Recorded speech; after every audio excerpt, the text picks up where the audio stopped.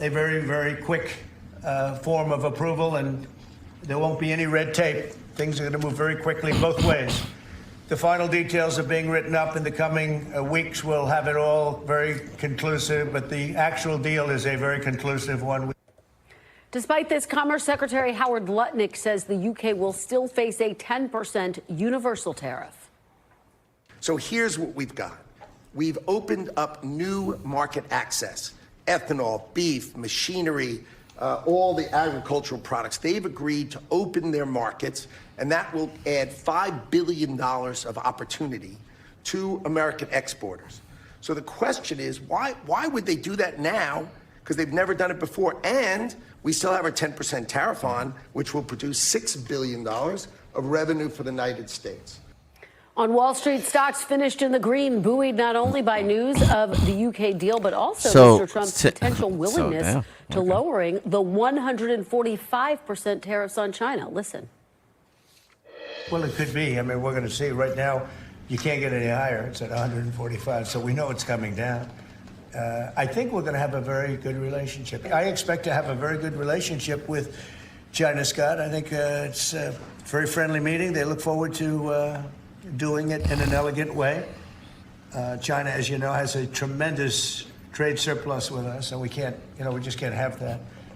And but I think it's going to be very good for both countries. I would like to see China opened. The comments come as Treasury Secretary Scott Bessent and U.S. Trade Rep Jamieson Greer prepare to meet with their Chinese counterparts this weekend in Switzerland. I'm joined now by NBC News senior White House correspondent Kelly O'Donnell and NBC News business and data correspondent Brian Chung. Thanks to both of you for being here today. Kelly O, let me start with you. Really notable to hear President Trump talk about China in the context of a potential willingness to soften some of those tariffs that he imposed, 145%. There's no doubt that the standoff with China is one of the biggest concerns for Wall Street. What are your sources telling you about that softening of his tone? Well, what's so striking about that, Kristen, is only yesterday he was asked if he would be willing to lower that tariff rate as a way of sort of launching negotiations with China. He flatly said no. He had said no previously. And yet today he sort of indicated that, well, of course it would have to come down at some point because it's so high.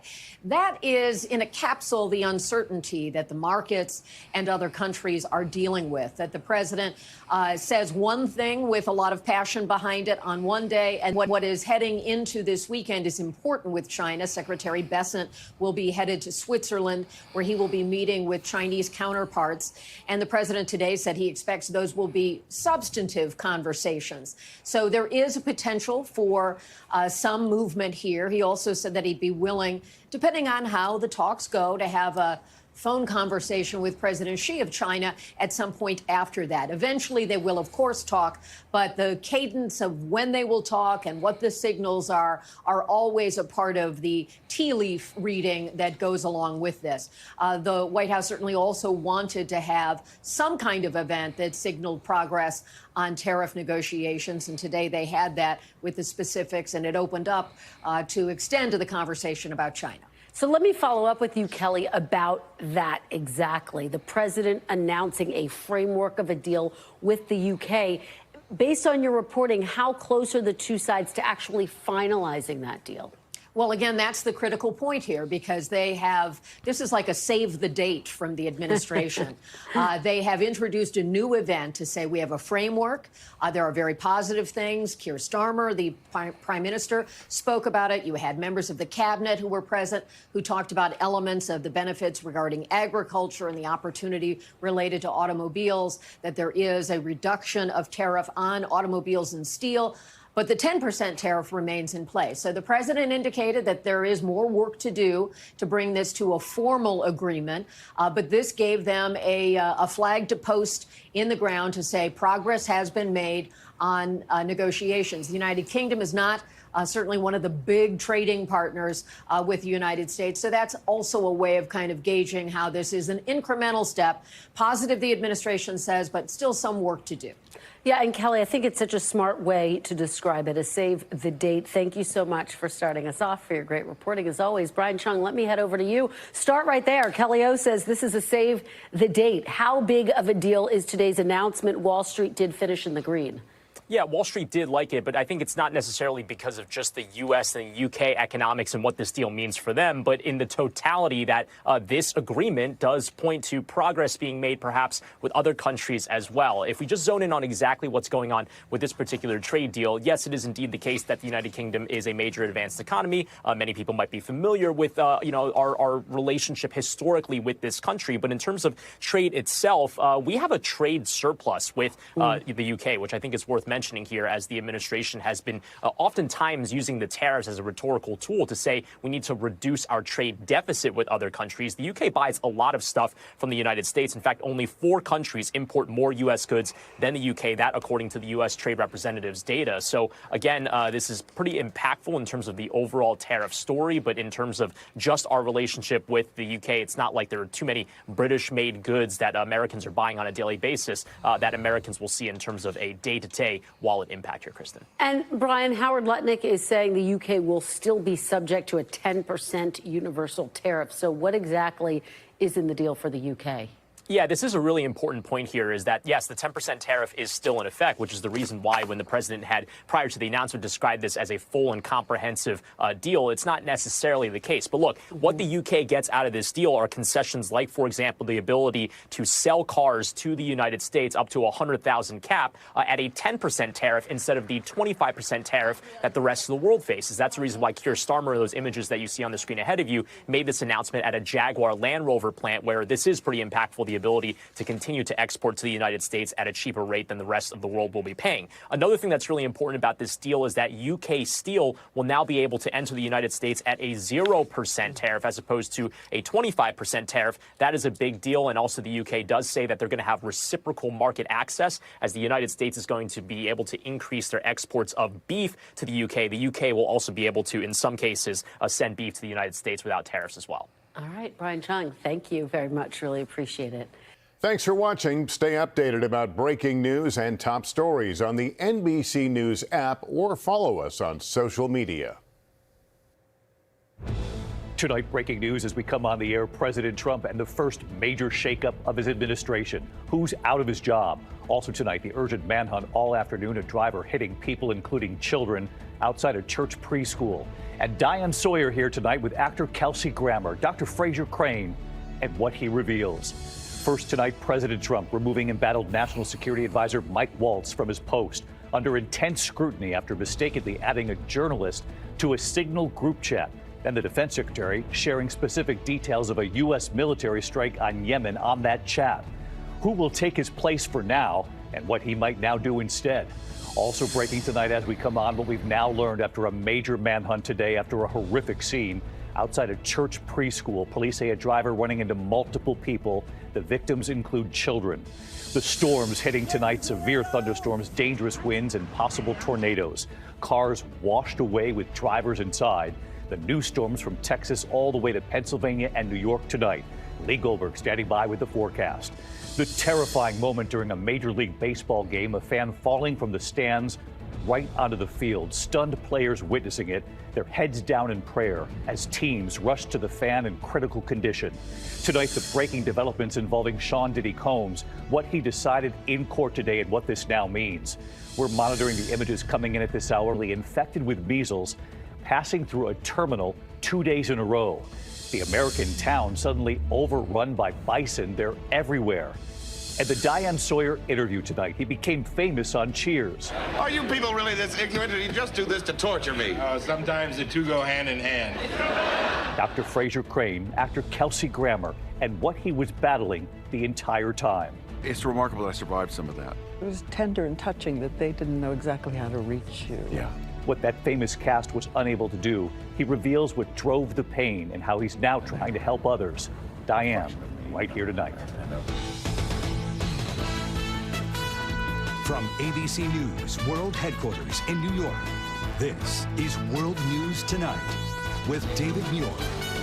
Good evening, and we have news coming in tonight on this major manhunt after a driver plowed into people, including children, outside a church preschool. Also, these dangerous storms moving in. But we begin tonight with President Trump and the first major shakeup, removing National Security Advisor Mike Waltz from his post.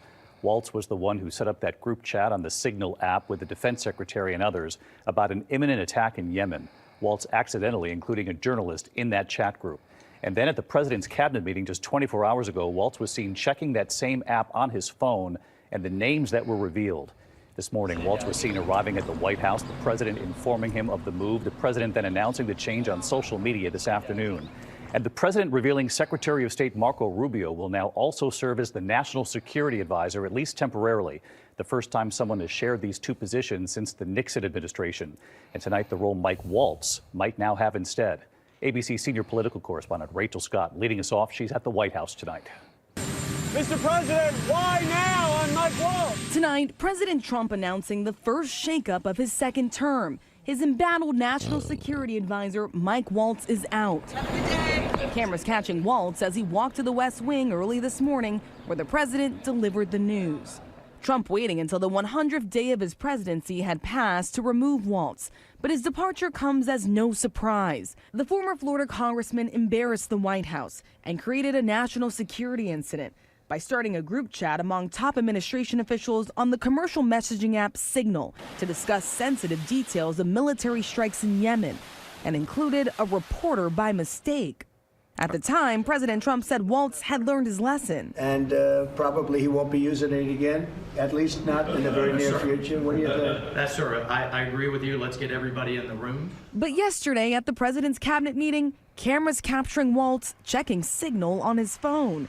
Chats visible with Vice President J.D. Vance, Director of National Intelligence Tulsi Gabbard, and Secretary of State Marco Rubio, too. At that meeting, Waltz lavishing praise on the president, who would boot him from his job just 24 hours later. It's an honor to serve you in this administration, and I think the world is far better, far safer for it. Today, the president announcing he would be moving Waltz to another role, posting on social media, "I will be nominating Mike Waltz to be the next United States ambassador to the United Nations." President Trump also saying Rubio would now become his national security advisor on an interim basis. That news came as a surprise to Rubio's spokesperson at the State Department when she was informed by reporters. It is clear that I just heard this from you.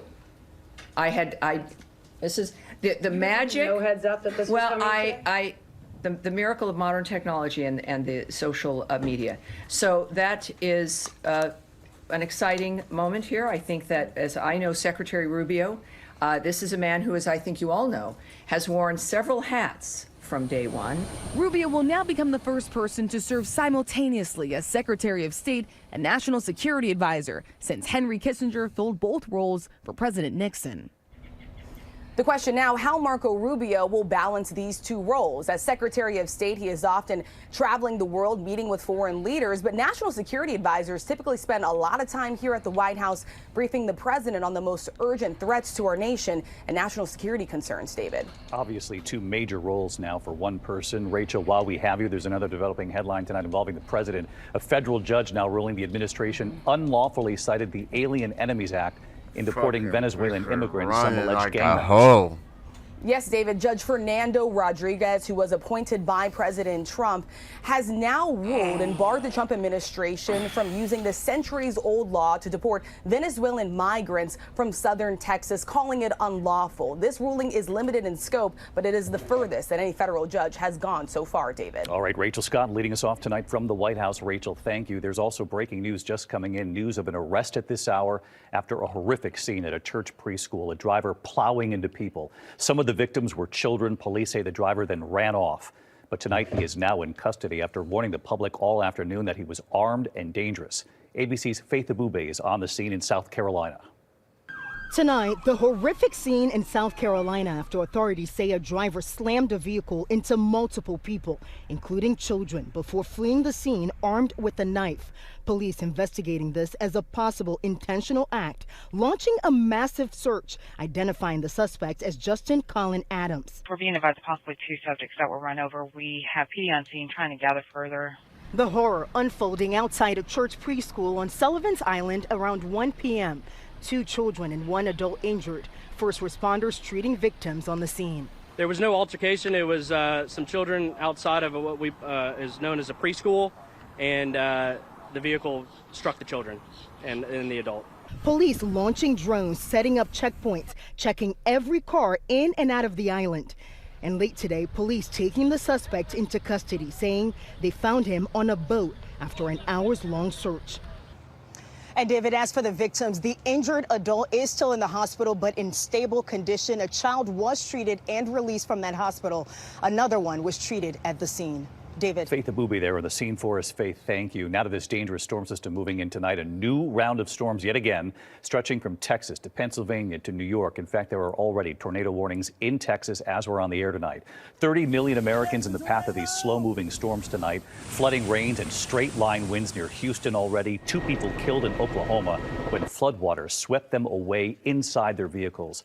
And in Blanchard, Oklahoma tonight, a community cut in two. The road was washed away, a giant crater, stranding families there. And a utility pole exploding near Pittsburgh. In fact, nearly 250,000 people in Pennsylvania tonight without power. Lee Goldberg standing by to time this out, and Maria Villarreal with the images coming in tonight.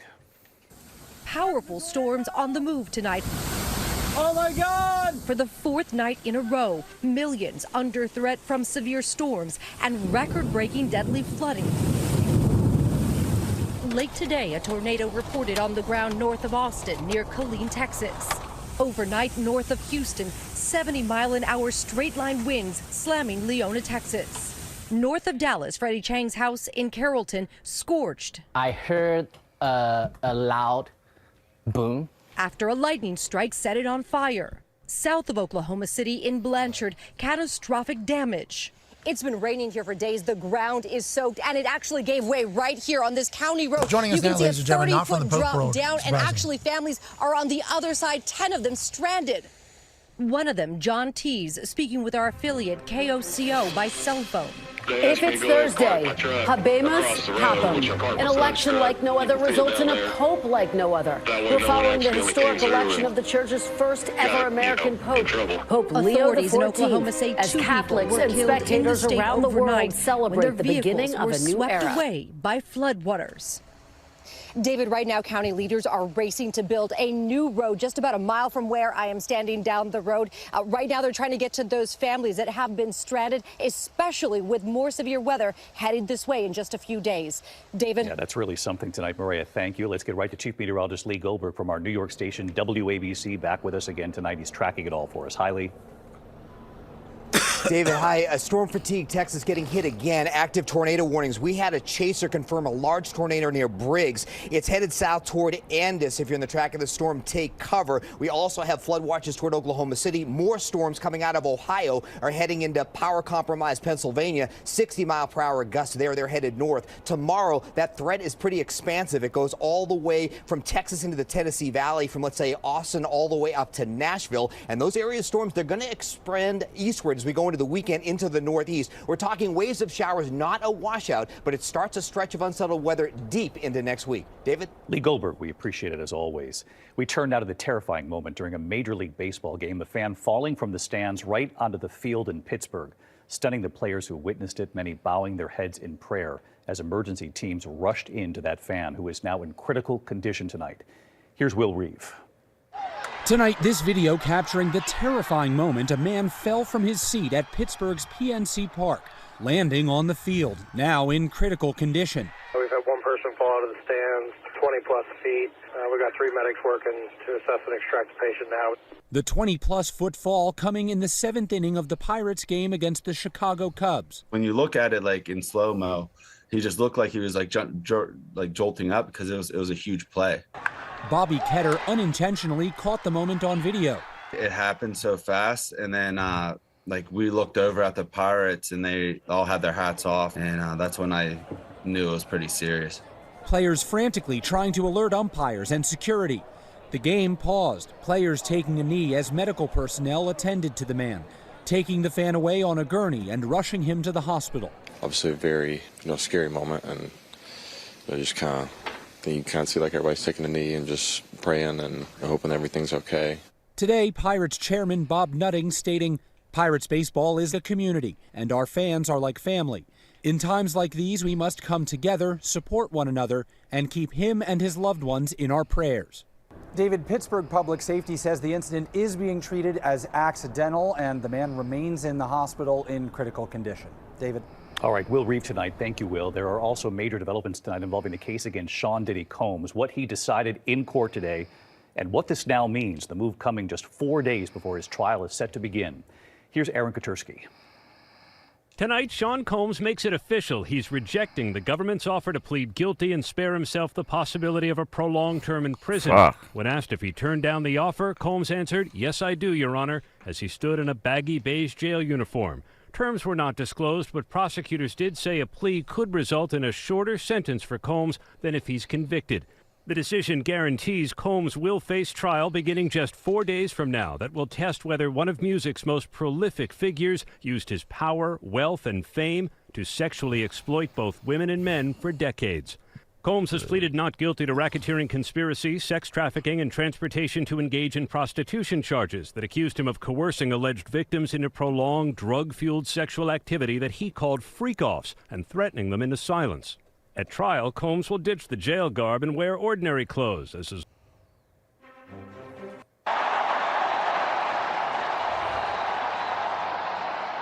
Eminentissimum, ac reverendissimum Dominum, Dominum Robertum Franciscum, Sancte Romane Ecclesiae, Cardinalem Prevost. Qui sibi nomen imposuit Leonem XIV. And then came the moment millions of people had been waiting for, the first appearance of Pope Leo XIV before the entire world, waving to the thousands of people gathered in the square before delivering his first remarks as Pope, speaking in Italian and Spanish, emphasizing the need to be a church that builds bridges and is open to receive everyone. Among the thousands gathered in St. Peter's Square were several Americans who were just ecstatic about the news of an American Pope. First of all, just as a Catholic, to have a new Holy Father, that's exciting enough. But then to find out that he's a Chicagoan as well, I could not believe it. That was something we were always told could never happen. There could never be an American Pope. My phone is just beeping constantly right now from home saying, American Pope, American Pope. It's exciting. Proud, just very proud. I mean, just incredible. It's going to be something that's incredibly unifying for us as a country. This historic moment all happening on day 2 of the conclave. The official news agency of the Vatican says the cardinals elected the Pope on the 4th ballot after 2 inconclusive votes earlier this morning. Joining me now is NBC's Claudia Lavagna at the Vatican. Adrian Broadus is in Chicago. Also with me is Joe Donnelly, former U.S. Senator to Indiana and former U.S. Ambassador to the Holy See, and Father Robert Hagan, a friend of Pope Leo and an Augustinian prior provincial. Thanks to all of you for being here. Claudio, let me start with you. Take us to that historic moment when a new pope was announced. An American Pope, huh? Okay. Well, Kristen, this was only 3 hours ago, and there are still people here. You probably can see them behind me because they're still taking in this historic moment. It was a shocking moment, probably, because not many people up to 3 hours ago expected or thought that it was possible that an American will become Pope simply because of the concentration of power. But in a way, as the Italian media is saying right now, Prevost is the least American of the American cardinals, in the sense that, yes, he was born in Chicago in 1955, but in the end, he spent 2/3 of his life outside of the United States. He went as a 30-year-old as a missionary to Peru. He spent many years there. Then he was called back to Rome by Pope Francis, who made him a cardinal only a little over 2 years ago, so very fresh even there. He called him back to Rome to assign him to lead the office that appoints bishops around the world. So he's both a missionary, so he's a pastor that goes to the peripheries, something that Pope Francis really cared about. At the same time, he also knows the ins and outs of the Catholic, the church's governance here. And also he knows the cardinals and the bishops around the world, as he was in charge of appointing the bishops. And that could have helped him, perhaps, because 80% of the cardinals who took part in this conclave were new to the conclave. They were appointed by Pope Francis, and also they were new to each other. They didn't really know each other because they come from all over the world. And perhaps Prevost was the only one of very few they actually knew and trusted. And this could have helped him. And clearly, this vote went very fast. It was only the fourth vote, as you mentioned, something that also we didn't expect because of that, because the cardinals didn't know each other very well. But clearly Prevost, now Pope Leo XIV, had already the trust of all of them. So we are looking forward to see what Leo will do in the coming days. Certainly, there is no doubt. The world will be watching, Claudio. What did his first words that he spoke from the balcony there tell us about what type of pope he may be? He spoke about peace, first of all. He repeated the word peace many times. He talked about a disarm and disarming peace. He talked about building bridges. He talked about a church that is inclusive for everyone. And he spoke in 3 different languages, Latin, Italian, and Spanish, because this is also a very global pope. He speaks more languages than that. He speaks English, of course, Italian, Spanish, Latin, Portuguese, and even understands German. This makes him a pope that is truly global, that can talk to 3/4 of the world's population and probably most of the Catholic population, most of the 1.4 billion Catholics. And that is very important because the church is globalized. The church is global. And this truly is a global pope who was born in the United States, but he's truly global, Christian. You know, it was so fascinating, Claudio, because from the time that we saw that white smoke, and obviously you heard the cheers start to erupt in St. Peter's Square, to the time that we actually met the new pope, it was about an hour. What happens in that time? Why is there that stretch of time before the world gets to actually see the new pope? Well, because the Pope, of course, once he's asked whether he accepts the role, of course, as Pope, and he says, I accepto, the Latin for I accept, he is then taken to a sacristy behind the Sistine Chapel, where that's called the Room of Tears, because popes usually weep when they see the white cassock. Then he's being dressed as Pope, and then he returns to the Sistine Chapel where he takes the homage of the cardinals and so forth. So that process takes about an hour. And also this allows hundreds of thousands of people here in Rome to run to the Vatican. This is the scene that we've seen. This is my third conclave, and this is the most moving moment all the time. When I see people making a dash from everywhere they drop anything they're doing in Rome because they hear the bells from all over the city, and they come here to the Vatican to witness this moment where the Pope appears on the balcony, Christy. The images are just breathtaking to watch. It was such a historic and momentous day. Claudio, thank you for being there for us. Adrian, let's turn to you in Chicago. I am getting text messages from everyone I know, including some of my family who hails from Chicago. What is the scene there? I know there's a lot of pride for folks there today. So much pride on display, Kristen, and the element of surprise has started to settle, and now there's just pure joy and excitement. When we pulled up to Holy Name Cathedral, which you see behind me, the bells were ringing. Folks were gathering on the steps, just celebrating. We met a group of students from a nearby suburb who were here for a tour. They were inside of the church when the news was announced, and it spread quickly, and they were overwhelmed with enthusiasm. We did speak to some of the students, including their parents. Take a listen. I am very excited that he has some of the same values that, Pope Francis did. I think, it's really going to help open up Catholicism to all people and, in a more way of inclusion rather than exclusion. So much excitement. Her son, we also spoke with, who is 12 years old. He says he would love to be Pope one day, but right now he's just taking in the moment of the new Pope. And he says if he's not Pope, at least he lived to see an American Pope, and that is something he wants to tell his children and grandchildren about, Kristen. Well, it's important to dream big, and love hearing that reaction there from Chicago. Adrian, thank you so much. Ambassador Donnelly, let me head over to you. What was your reaction to learning for the first time ever an American Pope was chosen? It was just incredible because everybody's always said, well, an American can't be Pope. And the trick for Pope Leo is that the word on him was he's the least American of the Americans. What they meant by that was, you know, he was in South America, he was in other places, and he had a special gift in that, I think in the conclave, you know, where people can get somewhat divided, whether you're conservative or progressive or this or that. I think both sides liked him, that they both sides were comfortable with him, where some of the other candidates, they might say it's too this much, too that way. Both sides were comfortable with him, and that helped to create a lot of momentum. He was the kind of candidate that you would say, if he wasn't an American, I think he would have been the clear front runner. And so, you know, that's why he spoke in Spanish, and to his parish in Peru, or his diocese in Peru.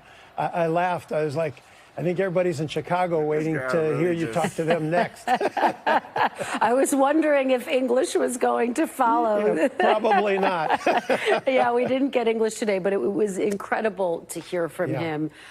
Are you surprised that the Cardinals were able to elect a pope on the fourth ballot, given there was a lot of discussion about how many Cardinals were meeting for?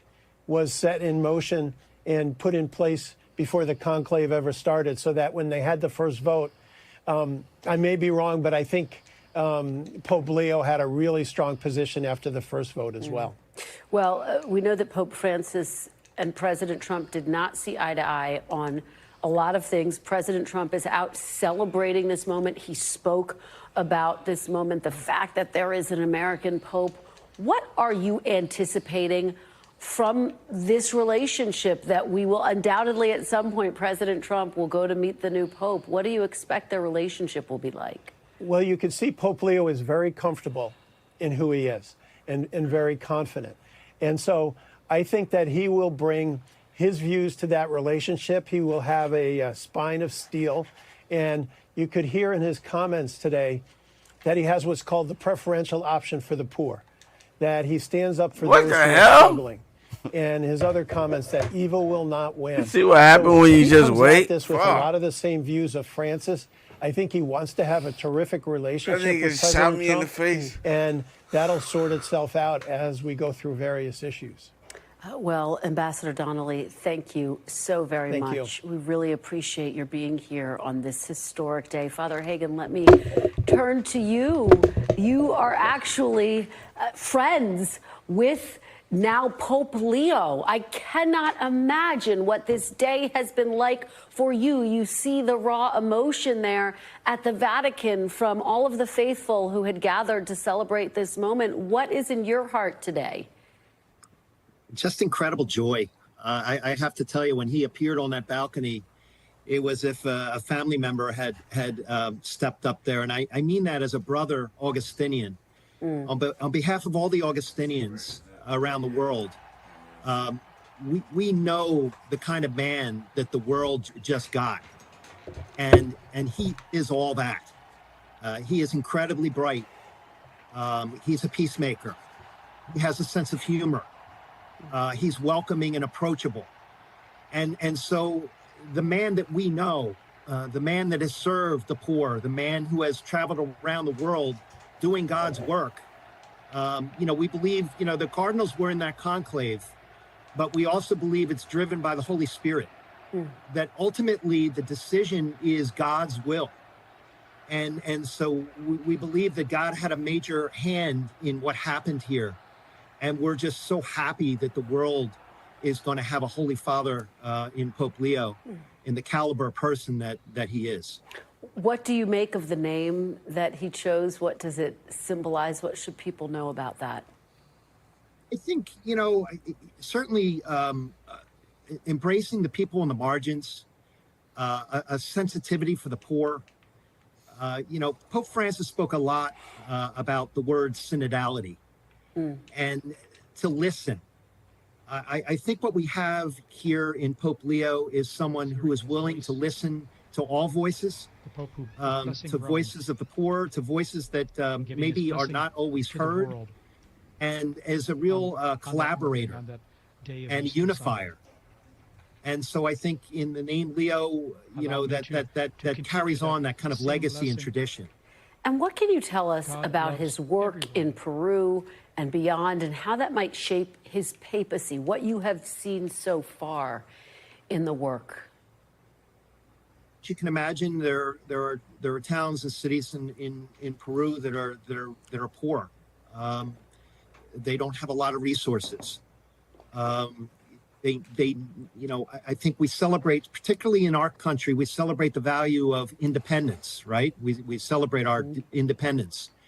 I think we can also celebrate our dependence. We certainly found that in COVID. The need that we all have for one another, the need that we have to defer to our higher power, the need and call that we have to help one another. And I think when you work in communities where they don't have a lot, you understand that value, that's incumbent upon us to serve one another. And I think that was indelibly marked on his heart and his soul and in his work. And I think that Pope Francis recognized that when he chose to make him a cardinal in the first place. And so I think we can expect that sensitivity to those who are struggling on the margins to continue. With the final minute that we have left, a lot of challenges facing the Catholic Church right now. How do you think he will approach those challenges, Father? Well, as we know, God gave him an incredible intellect. And so he has a capacity for a depth of critical thinking.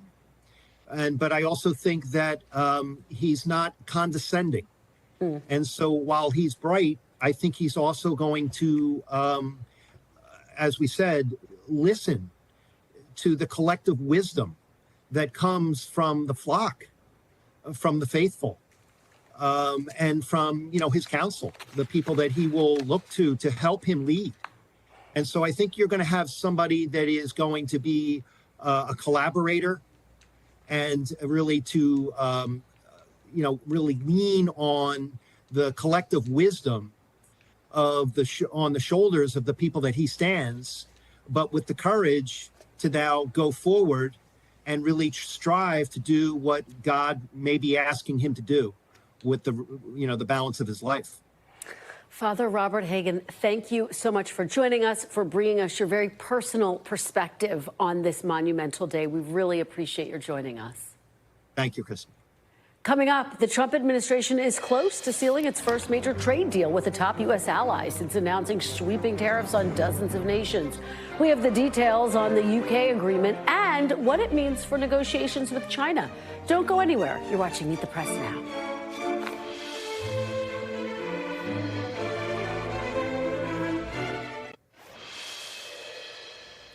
Welcome back. Today, the White House announced the first tentative trade deal since President Trump shook global markets with sweeping tariffs on major allies and rivals. The president outlined a new trade framework with the United Kingdom. He also hinted at a fresh openness to talks with China. From the Oval Office this morning, the president called the deal a great day for both countries. I think really could be a great deal for both countries because it'll be really great for the UK also. So they're opening up the country. Their country is a little closed, and we appreciate that. They'll also be fast-tracking American goods through their customs process, so our exports go to a very, very quick form of approval, and there won't be any red tape. Things are going to move very quickly both ways. The final details are being written up in the coming weeks. We'll have it all very conclusive, but the actual deal is a very conclusive one. Despite this, Commerce Secretary Howard Lutnick says the UK will still face a 10% universal tariff. So here's what we've got. We've opened up new market access ethanol, beef, machinery, all the agricultural products. They've agreed to open their markets, and that will add $5 billion of opportunity to American exporters. So the question is, why would they do that now? Because they've never done it before, and we still have our 10% tariff on, which will produce $6 billion of revenue for the United States. On Wall Street, stocks finished in the green, buoyed not only by news of the UK deal, but also Mr. Trump's potential willingness to lowering the 145% tariffs on China. Listen. Well, it could be. I mean, we're going to see. Right now, you can't get any higher. It's at 145, so we know it's coming down. I think we're going to have a very good relationship. I expect to have a very good relationship with China, Scott. I think it's a very friendly meeting. They look forward to doing it in an elegant way. China, as you know, has a tremendous trade surplus with us, and we can't, we just can't have that. And but I think it's going to be very good for both countries. I would like to see China opened. The comments come as Treasury Secretary Scott Bessent and U.S. Trade Rep Jamieson Greer prepare to meet with their Chinese counterparts this weekend in Switzerland. I'm joined now by NBC News senior White House correspondent Kelly O'Donnell and NBC News business and data correspondent Brian Chung. Thanks to both of you for being here today. Kelly O, let me start with you. Really notable to hear President Trump talk about China in the context of a potential willingness to soften some of those tariffs that he imposed, 145%. There's no doubt that the standoff with China is one of the biggest concerns for Wall Street. What are your sources telling you about that softening of his tone? Well, what's so striking about that, Kristen, is only yesterday he was asked if he would be willing to lower that tariff rate as a way of sort of launching negotiations with China. He flatly said no. He had said no previously. And yet today he sort of indicated that, well, of course it would have to come down at some point because it's so high.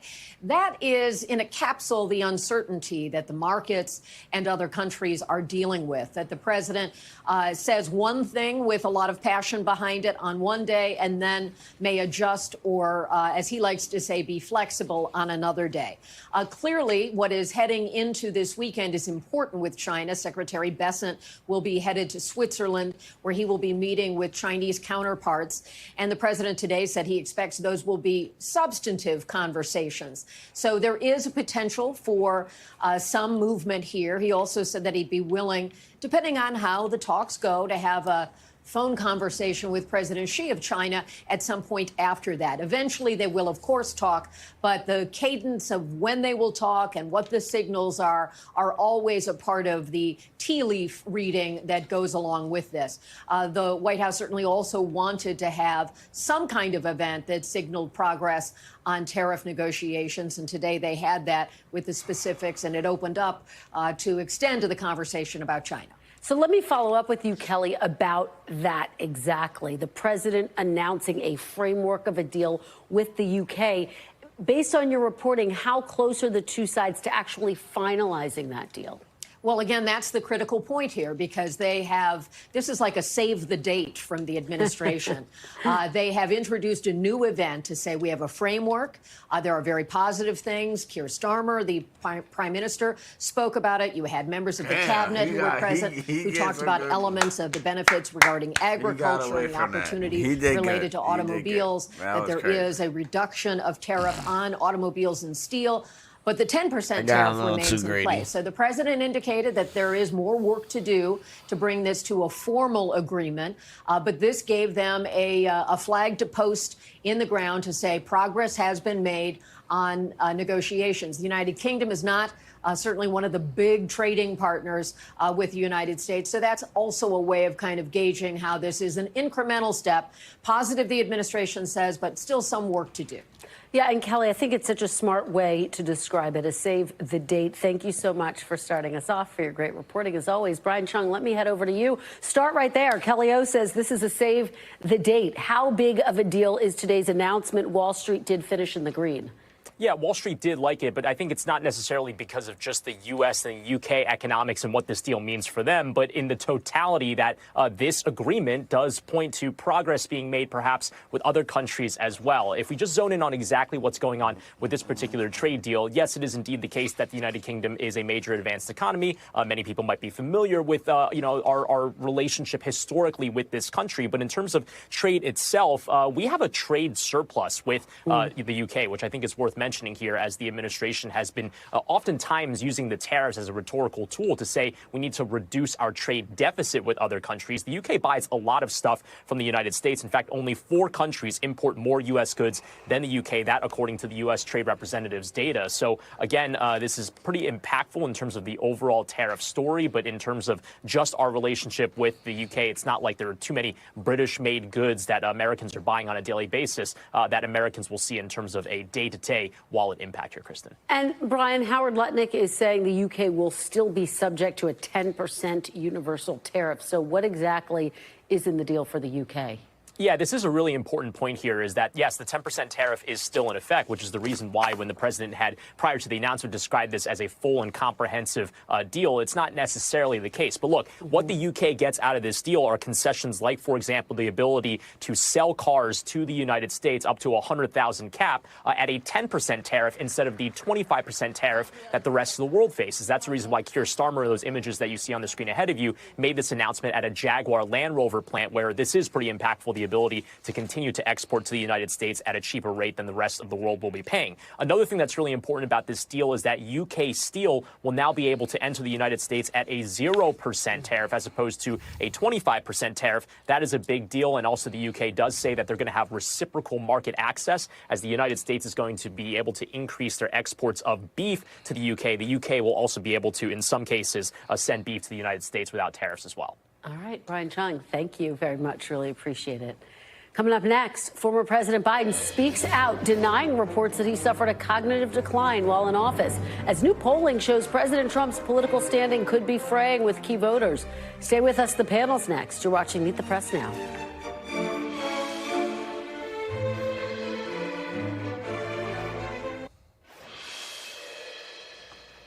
Welcome back. This week marks 6 months since the 2024 election, and there are already signs that the political coalition that elected President Trump is showing signs of fraying. A new polling analysis from Carrie Dan at the Cook Political Report shows a downturn in job approval for President Trump among young voters, Latino voters, and independent voters, the 3 major groups Trump made heavy gains on in November compared to his 2020 re-election bid.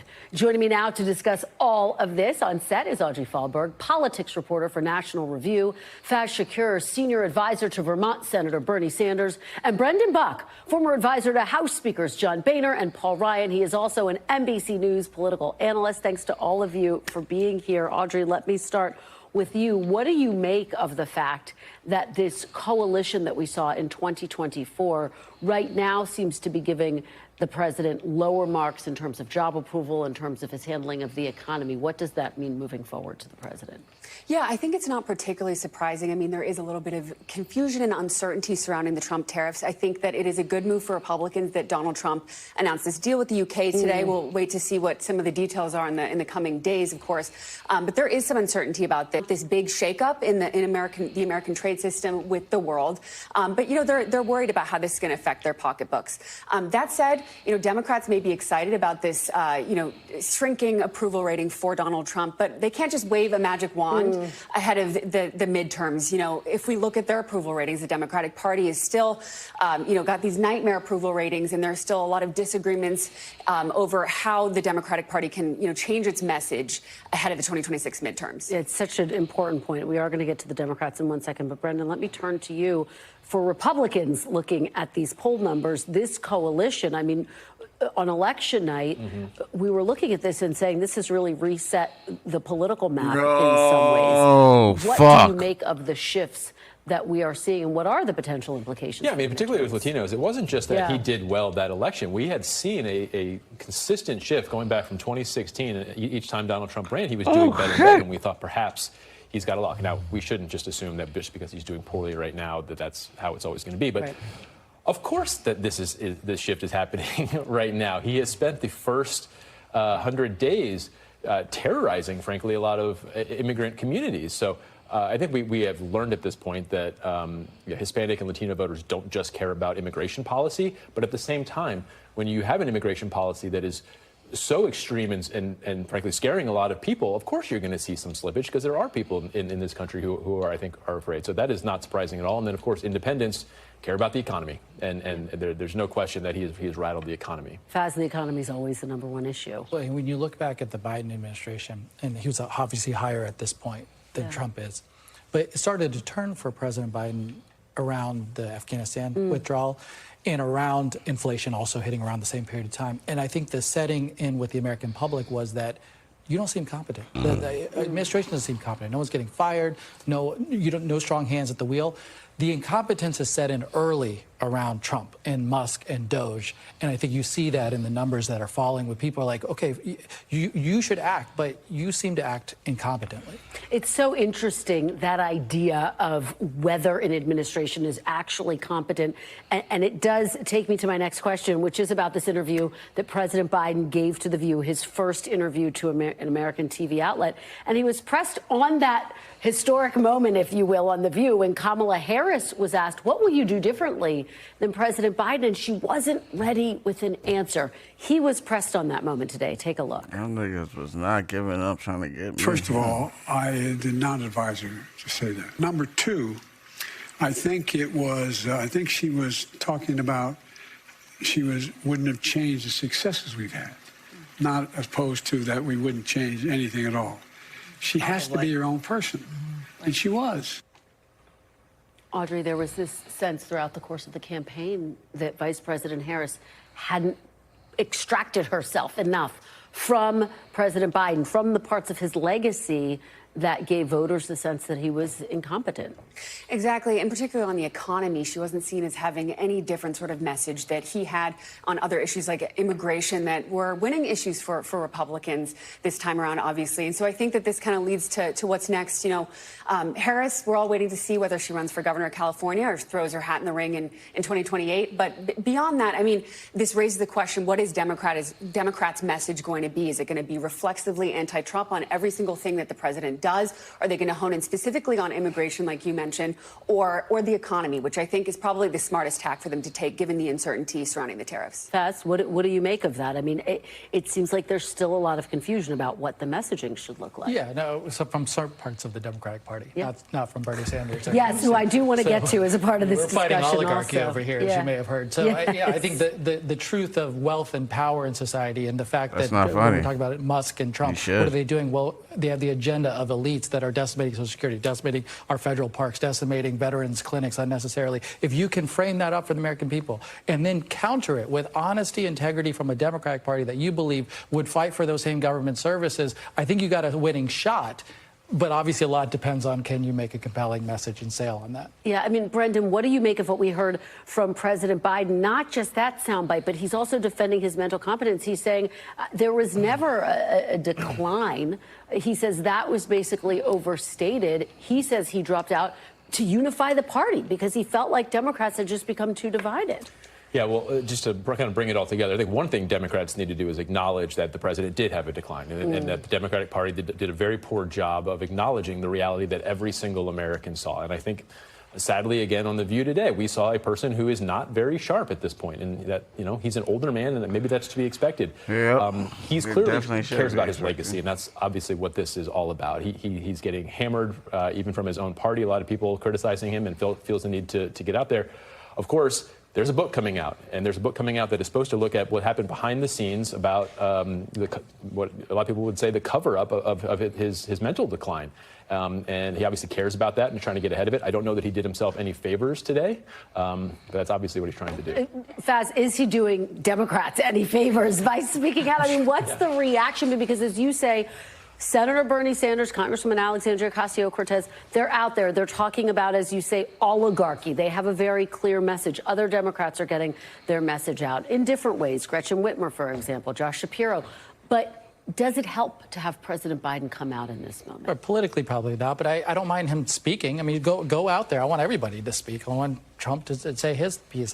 But as Democrats, you should feel free to disagree with him as well. When you say, oh, was it a good idea that you dropped out late in the race? The reflection on that is obviously no. You should have dropped out way earlier. If you were going to drop out late in the game and then upon reflection say, well, I'm no regrets, I'm like, no, obviously there should be massive regret. We should have had a competitive primary. So those kinds of things, if he wants to enter into the arena, know that you're inviting disagreement and debate, and Democrats should not be like cowering about having a disagreement and debate. Audrey, in his public appearances, the president hasn't really addressed that piece of the criticism. Why did he wait so late to get out? What are you hearing from sources about the reaction to these media appearances so far? Obviously, he was on The View. He's also done the BBC, which was a notable choice. It seemed like a clear attempt to speak to the international audience, particularly given the fact that he stood by Ukraine in a very different way that we're seeing from the Trump administration.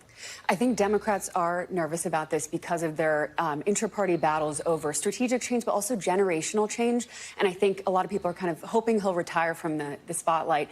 But Republicans are welcoming this. I mean, the Trump administration, there's some news reporting this week that they're planning to release the audio of the Her report. And he, of course, investigated President Biden's mishandling of classified documents, did not criminally charge him, but said that he came across as a well-meaning elderly old man with memory issues. So Republicans are going to continue to capitalize on this. Donald Trump talks about Joe Biden all the time these days, so it shouldn't surprise you that he's excited that Joe Biden's out there. Yeah, and when I interviewed President Trump, he continued to go back to President Biden. There's no doubt about that. Thank you, guys. Great conversation. Really appreciate it, Audrey, Faz, and Brendan. Coming up after the break, Chief Justice John Roberts appears to check President Trump on the issue of checks and balances as Trump lashes out at the courts.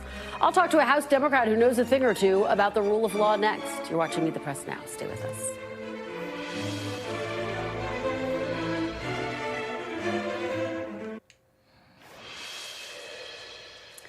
Welcome back. In some rare on-camera comments last night, Chief Justice John Roberts defended the independence of the federal judiciary, which has been under attack from President Trump and his allies in Congress. The question he was answering was actually not about President Trump, but take a listen to what the Chief Justice said last night in Buffalo.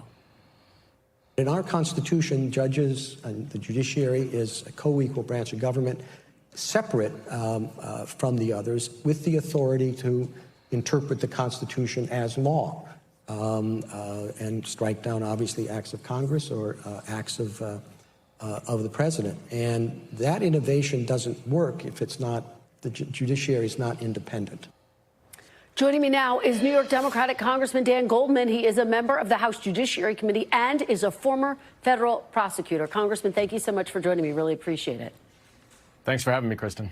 Well, you just heard those comments from the Chief Justice, and I wonder what you make of them. He did not mention President Trump specifically, but we know that he has spoken out about attacks against the judiciary in the past. So what do you make of what we heard from the Chief Justice? Oh, it's a clear message to Donald Trump and the congressional Republicans who are attacking judges, including Trump-appointed judges and as well as other Republican-appointed judges, for ruling against them. Literally, that's what they've done wrong, and they're going after them, threatening impeachment. And the Chief Justice recognizes that the credibility of the court is under attack. It has been under attack because of egregious ethics violations over the past several years, and its ratings, its poll numbers are as low as they've ever been. But now it's getting attacked from the president, who has appointed a number of these judges just simply because he doesn't like the law. And the point that he made is so vital, that the judiciary, not the executive branch, not Congress, is the branch that the Constitution assigns the obligation and requirement to interpret and rule on the law. Donald Trump may have a view, but he does not get to decide. He does not get to decide that the Alien Enemies Act applies. A court decides that. And he does not get to do anything without following the Constitution and due process. I want to ask you about some comments that President Trump said to me during our interview this past week. He told me he wasn't sure whether every person in the United States is entitled to due process. And then he posted this on Truth Social in recent days. Quote, "Our court system is not letting me do the job I was elected to do. Activist judges must let the Trump administration deport murderers and other criminals who have come into our country illegally without delay." How do you read that, Congressman? And is there anything that Congress can do in this moment as we're witnessing this clash, quite frankly, between the Trump administration and the courts?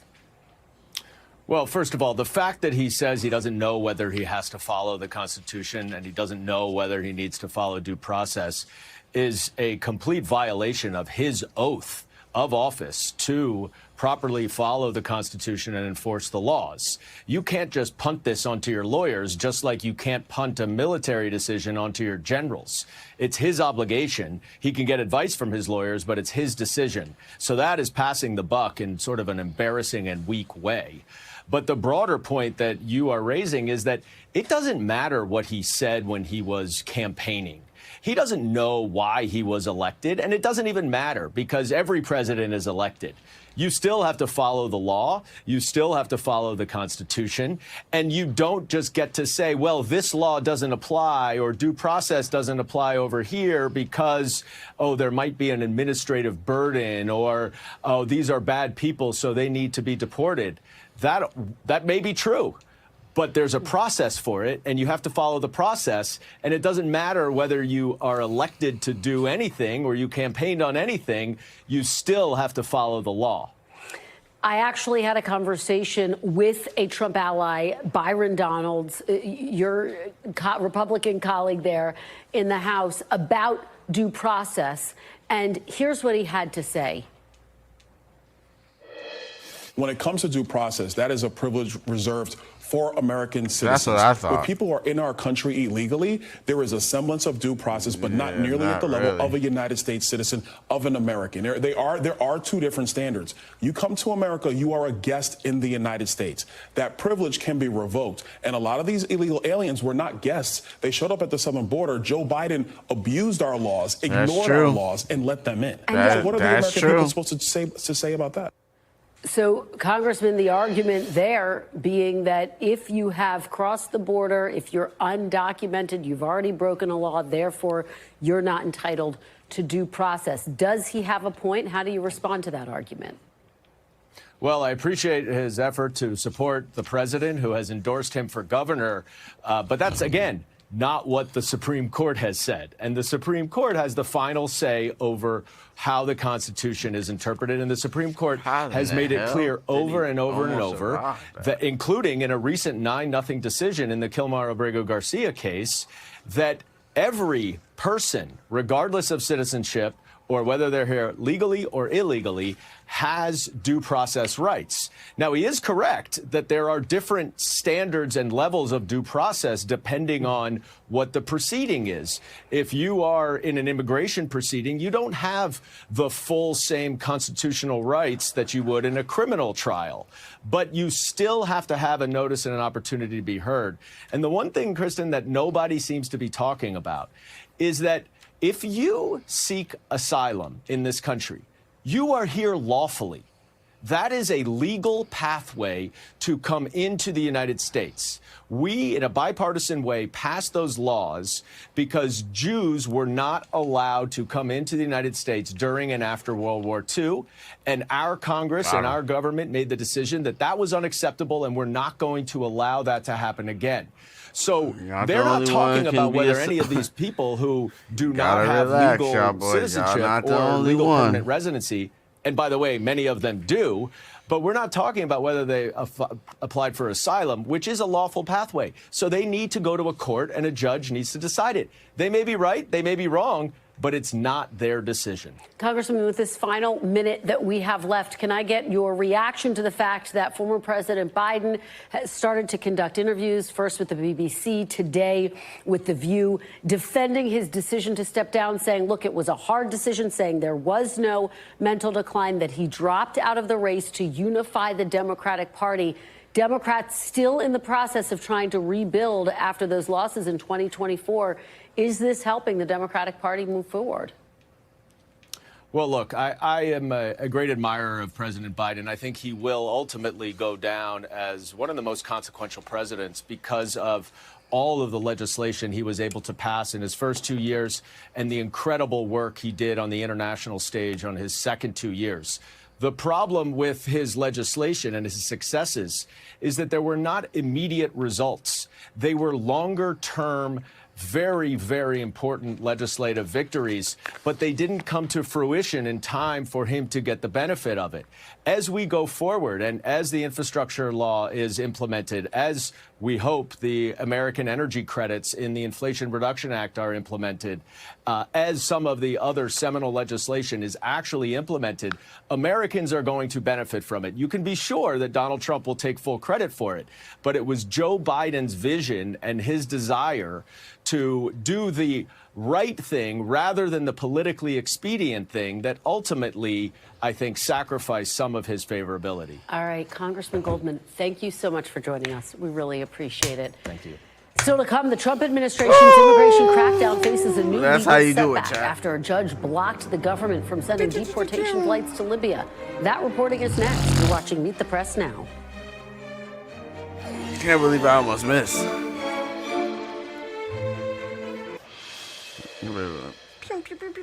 Welcome back. We're learning new details about the Trump administration's plans to deport migrants to Libya, a country grappling with instability and serious human rights concerns.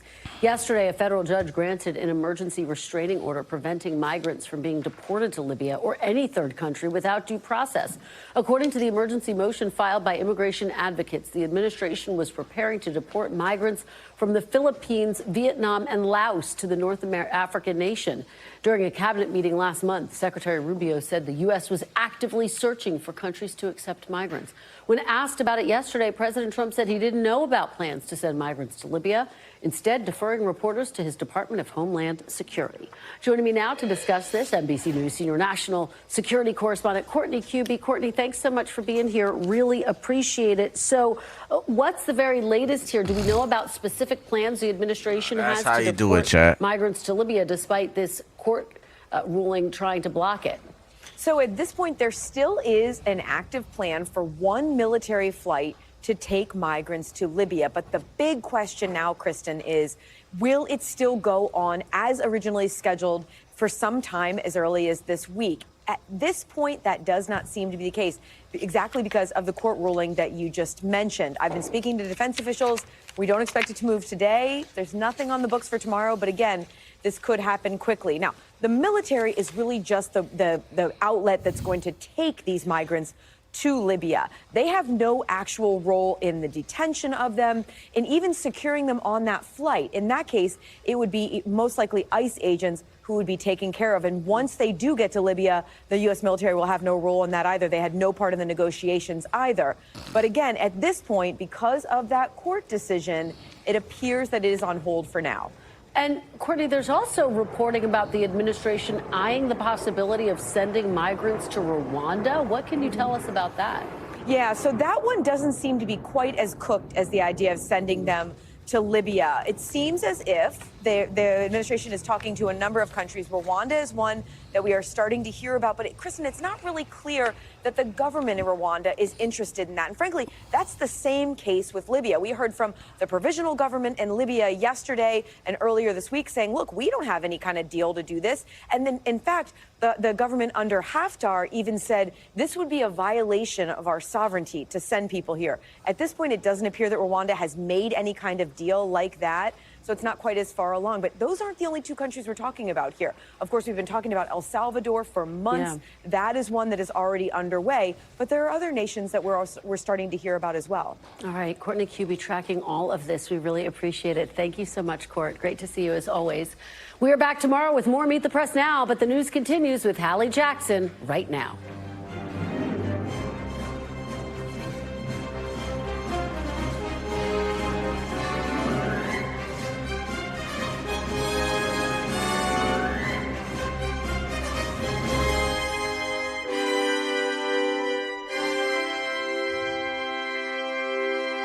Oh, shit. I didn't know Thanks that was for watching. Stay updated about breaking news whole and chunk top of armor. stories on the NBC News app or follow us on social media.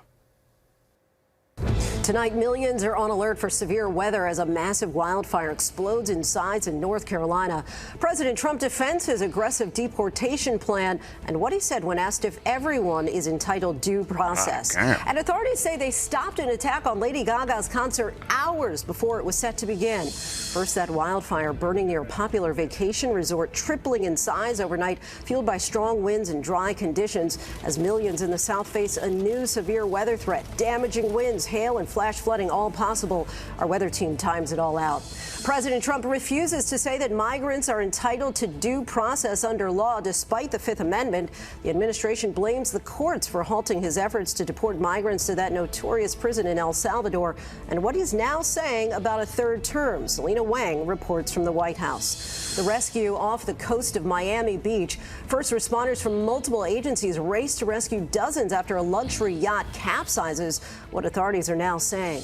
Brazilian police say they thwarted a possible attack targeting more than 2 million people attending a Lady Gaga concert. Israel is vowing to retaliate after a Houthi missile fired from Yemen explodes near Tel Aviv's main airport. The investigation into how it penetrated their sophisticated Iron Dome defense system. The moment a small plane slams into a Southern California neighborhood, killing everyone on board. The new details coming in.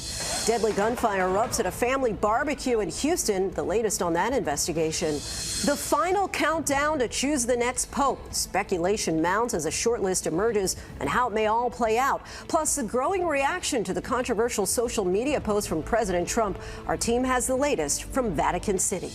And America strong tonight. After an accident made her miss her prom, the medical staff that went to work to save the day. From ABC News World Headquarters in New York, this is World News Tonight. Good evening, everyone. Thanks so much for joining us on this busy Sunday. I'm Lindsay Davis. Tonight, President Trump's response when pressed on upholding the Constitution during the deportation of migrants. But we do begin with weather and dry conditions fueling a fast-moving wildfire near a popular vacation resort in North Carolina. The so-called Sunset Road fire in Boiling Spring Lakes has scorched at least 1,500 acres, tripling in size overnight, and is only 10% contained. A 10-year-old died this weekend after a powerful storm caused a tree to crash through the roof of her home in Atlanta. Millions in the South face a new round of severe weather to start off the work week. Let's get right to meteorologist Danny Beckstrom from our New York station WABC. Danny, is there any relief on the way for firefighters? There is, Lindsay, because the same system that brought the severe thunderstorms across the East Coast to start the weekend, now transitioning to a rainmaker, as you can see behind me in New York City, and that will benefit the drought areas that have been fueling these wildfires. This system is slow to clear out with off and on rain and scattered thunderstorms across the Northeast tonight into the start of the work week. Then our attention turns to a new threat unfolding in parts of the plains and south. Severe storms with damaging wind and hail are possible across a large portion of Texas on Monday and Tuesday. However, our greater concern is the widespread flash flood risk on Tuesday from Texas to Alabama. The areas in red there are where numerous flash floods are expected, and impacts could be significant. And recent rain in the same area means the ground is already saturated, and any additional rainfall can be that much more dangerous. Lindsay? All right, understood. Danny, thank you. Now to tonight's other major news. President Trump is facing tough questions over upholding the U.S. Constitution.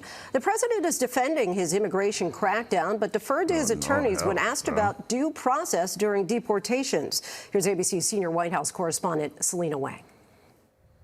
Tonight, President Trump defending his aggressive immigration plan, arguing his campaign promise to deport undocumented migrants may supersede giving those targeted their constitutional rights to due process. Asked whether he as president needed to uphold the Constitution, Trump said he wasn't sure, deferring to his lawyers. I don't know. Well, the Fifth Amendment says I don't know. as It seems it might say that, but if you're talking about that, then we'd have to have 1 million or 2 million or 3 million trials. We have thousands of people that are some murderers and some drug dealers and some of the worst people on earth, some of the worst, most dangerous people on earth. And I was elected to get them the hell out of here, and the courts are holding me from doing it. But even given those numbers that you're talking about, don't you need to uphold the Constitution of the United States as president? I don't know. I have to respond by saying again, I have brilliant lawyers that work for me, and they are going to obviously follow what the Supreme Court said. What you said is not what I heard the Supreme Court said. They have a different interpretation. Trump's immigration crackdown facing escalating legal challenges. The Fifth Amendment guarantees that the federal government cannot deprive a person of life, liberty, or property without due process of law. Trump's use of a centuries-old wartime law to deport undocumented migrants with little or no due process under scrutiny after the administration deported at least one migrant by mistake. Kilmar Abrego Garcia, a construction worker living in Maryland who fled El Salvador when he was 16, sent to the country's notorious Setcop prison due to an administrative error. The Supreme Court making it clear the Trump administration must give deportees their right to due process and ordering them to facilitate Abrego Garcia's return. Trump previously told ABC News he has the power to do so, but now says it's actually up to the government of El Salvador. The decision as to whether or not he should come back will be the head of El Salvador. He's a very capable man. And Lindsay, President Trump has often floated the idea of running for a third term, even though it's prohibited under the Constitution. But in this latest interview, President Trump throwing cold water on that idea, mentioning his Vice President J.D. Vance and his Secretary of State Marco Rubio as possible successors. Lindsay? Selena Wang from the White House tonight. Thank you. Next, a major rescue after a Lamborghini yacht began to sink off the coast of Miami Beach. A fun day in the sun during Formula One weekend quickly turned chaotic after the nearly $5 million vessel started to take on water. What we're learning tonight. Here's ABC's Alex Perchet. Could you imagine? Dude, no way. Florida officials are investigating how this multi-million-dollar luxury yacht ended up sinking off the Miami coast. And tonight, new video circulating of the daring rescue after dozens were stranded aboard the 63-foot-long Lamborghini boat when it started taking on water. Or any municipalities with boats in the water that can take our 15 with Miami Beach at 22 Star Island Drive. Individuals on a Lamborghini vessel that's taking water. A passenger tells ABC News it started out as a Saturday full of fun in the water, as Miami is flooded with onlookers for this weekend's big Formula One race. Henry Eisenstein was on a boat nearby witnessing the chaos. I've never seen anything like this. Thank God everyone was okay. All 32 people on board rescued and no injuries reported. Lindsay, tonight, crews are working to recover that vessel, and there are questions about how it began taking on water and also the number of people on board. Lindsay? Tragedy averted there, Alex. Thank you. Overseas now to an alleged bomb plot at a Lady Gaga concert in Brazil. More than 2 million people gathered for the free show at Copacabana Beach. Let's bring in ABC's Morgan Norwood. Morgan, what more are you learning tonight about the suspects and that foiled plot? Lindsay, as you just pointed out, more than 2 million people gathering at Copacabana Beach for Lady Gaga's show, and police thwarting that alleged bomb plot just in time. Brazilian authorities say a man and a teen are in custody tonight, a part of what federal police dubbed Operation Fake Monster. This highly produced video showing the moment that police say those two men were taken into custody just hours before that record-breaking show went on. Officials claiming the two were part of an online hate group encouraging violence and attempting to recruit other teens, both allegedly planning to use Molotov cocktails at that show. That concert did go on without incident, but tonight, Lady Gaga thanking fans and her team saying they were unaware of the incident until after the show. Lindsay? Morgan, thank you. Now to a Houthi missile strike from Yemen targeting a busy airport in Israel. Israeli Prime Minister Benjamin Netanyahu is now vowing to retaliate against the Houthis and their, quote, Iranian terror masters. Israel is also trying to determine why attempts to intercept the missile failed. Here's ABC's Marcus Moore with the new details coming in tonight. This is the moment a missile fired from Yemen penetrated Israel's highly sophisticated Iron Dome air defense system, striking the area near Tel Aviv's main airport. Yo! In videos circulating online, debris and thick smoke is seen rising into the air. While inside the terminal, passengers taking cover. Israel now saying a technical issue caused multiple attempts to intercept the missile to fail. 8 people were injured, and tonight, the Houthis claiming responsibility, saying they used a hypersonic missile that traveled some 1,200 miles. We will not tolerate it. We will take very strong action against them. United Airlines, Delta, and other carriers canceling flights to and from Israel, leaving passengers scrambling. I'm supposed to go back to Paris today, and Air France canceled their flight, and I'm afraid it's going to be very difficult today to go back to France. The strike came hours after Israel called up thousands of reservists for a renewed offensive in Gaza, where the death toll in the last 24 hours has reached 52,535 people after the Gaza Health Ministry says 40 people were killed and 125 injured.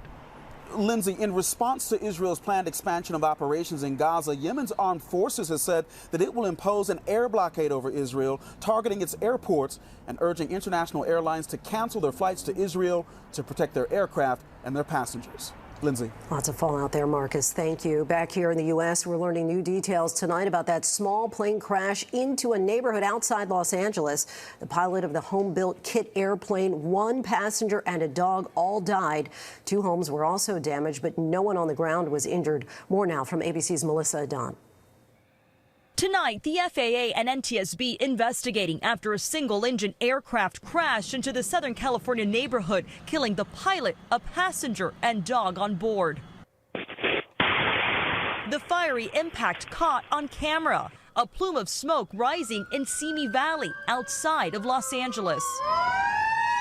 The FAA says the van's RV-10, a home-built kit airplane, was flying from Lancaster to Camarillo when it went down just before 2 p.m. Saturday. Armand Hovakamian says he was home with his wife Armine when he suddenly saw a plane falling from the sky and crashing into his backyard. We think it was a miracle that we both actually were able to leave the house unharmed. Their home, one of 2 damaged. No one on the ground was hurt. The NTSB now on scene. We will be looking at details in totality to make sure that we understand what occurred and make sure that we do what is necessary to prevent it from occurring in the future.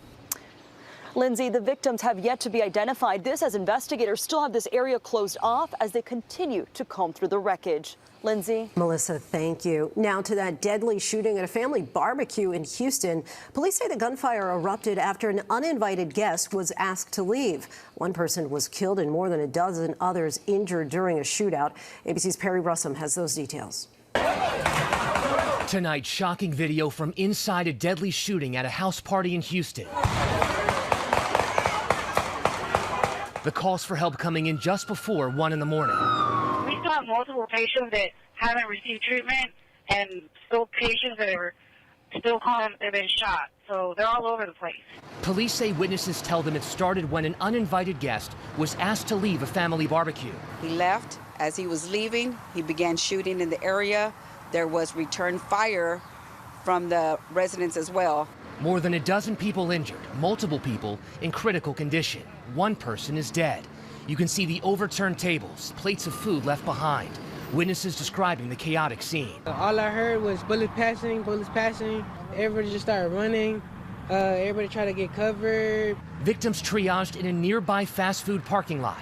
Investigators canvassing a massive crime scene. You can still see quite a few police vehicles lining the street. When I zoom out, you can see how widespread it is.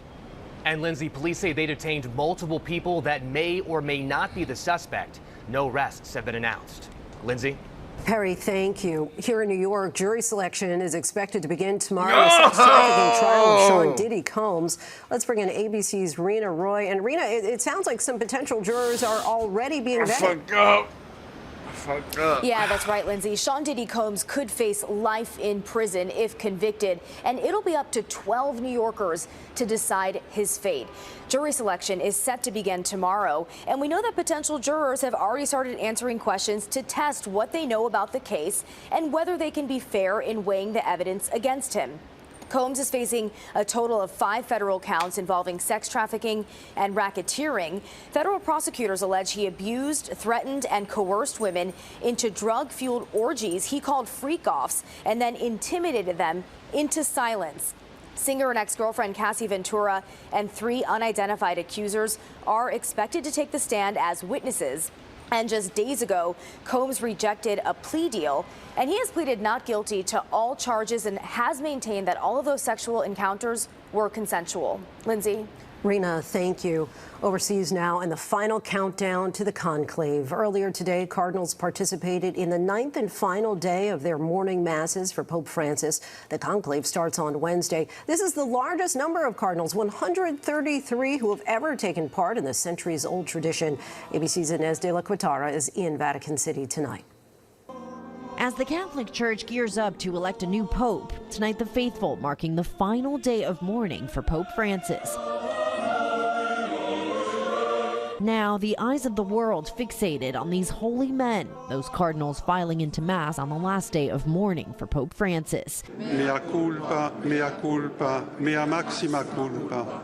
In less than 36 hours, the cardinals will cut themselves off from the rest of the world, voting up to 4 times a day until they reach a 2/3 consensus. Black smoke will mean no pope has yet been chosen. White smoke will mean the church's 1.4 billion Catholics have a new leader. Topping the lists of possible next popes, Italian Cardinal Zuppi and Pizzaballa, who were both close to Francis, as well as Filipino Cardinal Tagle and American Cardinal Prevost. Another name that's been mentioned, Swedish Cardinal Arborelius, who will be voting in the upcoming conclave. As a main line, I would say people want a very pious, outgoing pope who can bring the gospel, Jesus, to the world. He expects the conclave might be on the longer side to give the cardinals more time to get to know each other. I wouldn't be surprised if it would be an African or Asian cardinal, because somehow that's where the church is more alive, more dynamic. The cardinals seemingly surprised by the media frenzy, some getting the celebrity treatment, constantly trailed by a pack of journalists. The movie Conclave adding to all the buzz, with even some of the cardinals discussing it, telling us they're hoping the real conclave involves a bit less drama. President Trump sparking criticism after posting this fake AI-generated image of himself on social media as Pope. New York Cardinal Dolan calling it embarrassing. I hope he didn't have anything to do with that. Are you offended by that? Well, you know, it wasn't good. Gli italiani dicono una brutta figura. Lindsay, up until the very end, Pope Francis was calling for peace in Gaza, and that legacy continues. We're now learning he's arranged for his Pope Mobile to be transformed into a health clinic for the children of Gaza. Lindsay? Inez, thank you. There's still much more ahead on World News Tonight this Sunday. We're just learning of the death of an actor from 2 well-known hit TV series and a come-from-behind winner of the Kentucky Derby and if he'll run again. Next tonight, tributes are pouring in for character actor Charlie Scalise, who had memorable roles in 2 iconic HBO series, The Wire and The Sopranos. Scalise played Tony Soprano's high school football coach in the dream sequence in season 2 and Horseface in The Wire. Scalise was 84. When we come back, the latest on the future of the winner of this year's Kentucky Derby. To the index now, it was a thrilling but muddy finish in the first leg of horse racing's Australia. We'll wait like 1-2 seconds and we'll get started.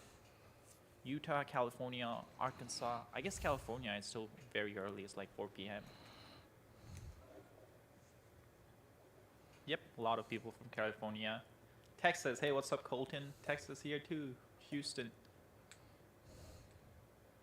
And okay, we'll get started in a second. By the way, I know a lot of stuff going on. It seems like India, Pakistan are definitely heading for war. Because yesterday we were talking about that maybe they'll go for war, maybe it will be like they just strike at each other and move off. It doesn't seem to be the case anymore. It seems countries are not backing off and they both want to make sure that they don't seem like the weak one. Florida. Okay, we'll get started now. So first news we have for sure is this investigation published by Stanford Review. And it started off with a Stanford student, which they hid the name, but here they call her Anna. She was conducting sensitive research on China, and she started receiving message from someone called Charles Chen. Now, obviously, he's using fake name, clearly, right? But this guy basically started reaching out and asking her, hey, do you want any networking opportunity? Do you want to visit China? I can make sure, I can pay for your plane ticket. I can make sure you have free hotels, free everything there. And she was very suspicious, like, why is he doing it? How did he get his number? Because he even started disclosing some stuff that, like, he should not have known. So this was not someone that like just some random person from the university. This is someone that's like has access to stuff that he shouldn't have access to. And one thing I forgot to mention, this guy is pretending to be a Stanford student, and soon we'll learn that this guy who's reaching out to Anna is not a Stanford student. Then he also told her, hey, this is how you avoid visa scrutiny by Chinese authorities. And then he asked her to communicate using WeChat. Now, we already know how bad TikTok is. CCP is basically reading everything. Now, WeChat is probably even worse. It's heavily monitored by the CCP. And this relates to this law China has. I think it's called Article 7 or Article 37, where basically any country, any company in China or any citizens, they have to help CCP when it comes to national security. So CCP can say anything that relates to national security. If they ask you to help them out, you have to do it. That means if you're a company operating here in the United States, like TikTok is, and CCP is like, hey, we need sensitive information about this citizen in the US, they have to do that. Well, Russia sent, okay, we got a lot of people. I'll start interacting with the chat in just a second. If you haven't hit the like button, be sure to hit it. We have almost 1,000 people, and I want to make sure we get it to more people.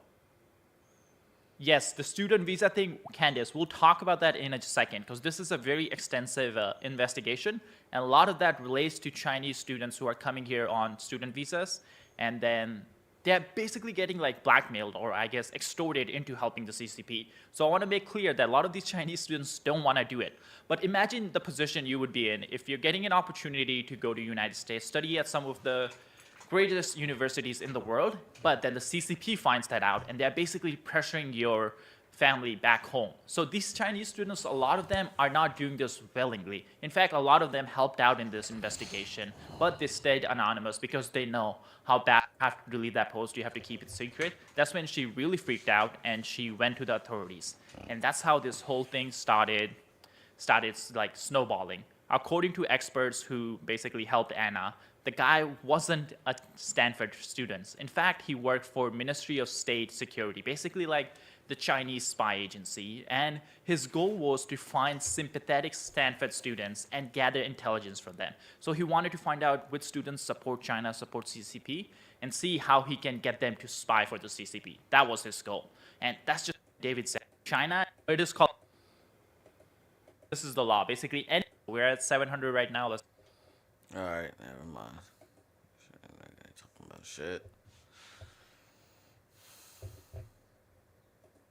As the court has repeatedly pointed out, Mr. Demons is charged with the death penalty.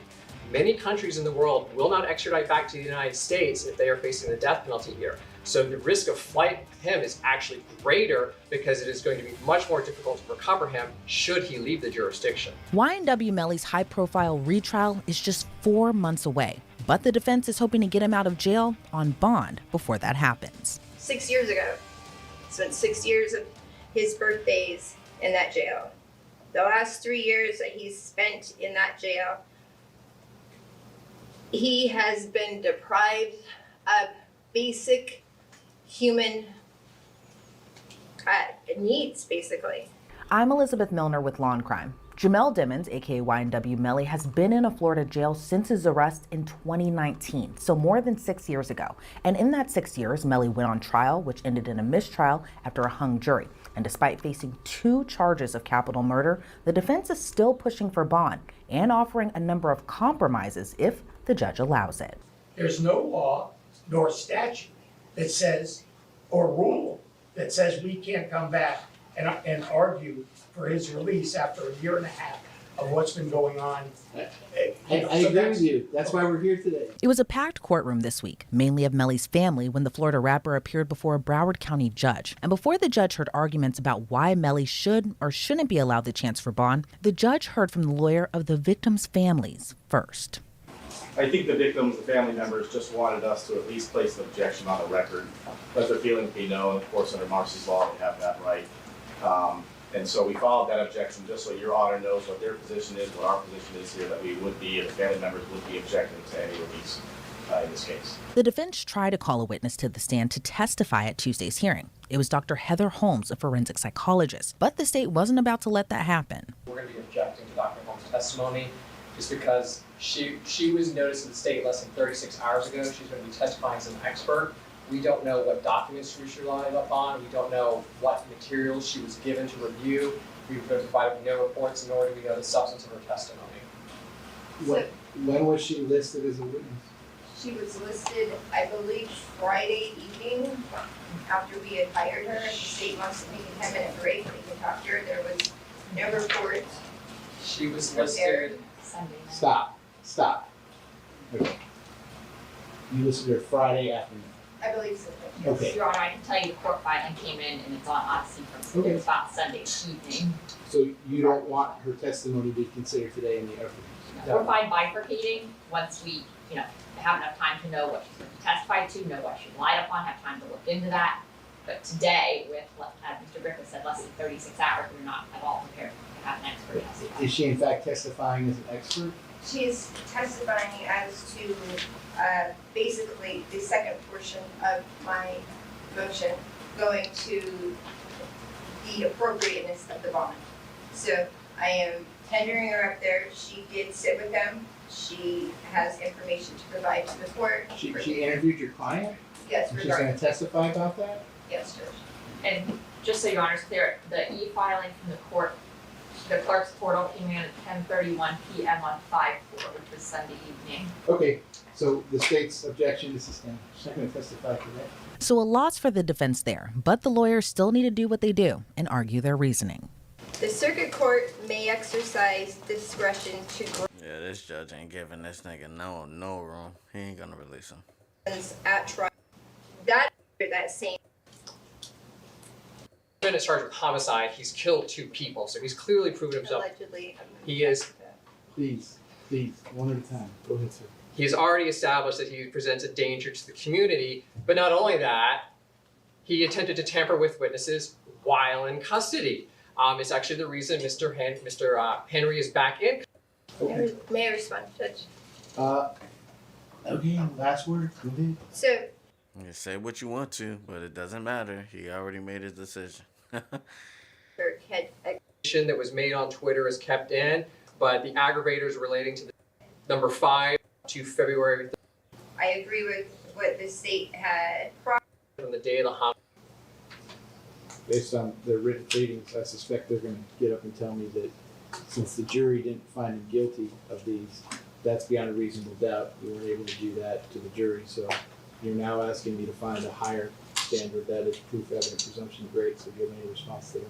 My response would be is that it was a hung jury, and my understanding is that 11 of the jurors were ready to convict. They have to object to that. I have no idea what this is. That it was a hung jury, and we don't know what their decision was. It was, Judge, I have to object to the characterization that we don't know. It was mistried because they couldn't unanimously decide, which is the standard by which somebody is found guilty or innocent.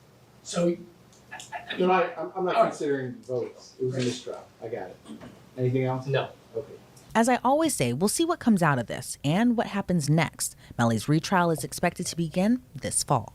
That's the guy that was in the Young Thug trial. Now he's on there. Melly's next court hearing is slated for late June. Obviously, there's 2 factors here. One is that your argument. Keep Melly in jail. I'll ask you the same thing. Judge Murphy's order said suppression order. And determine what specific evidence.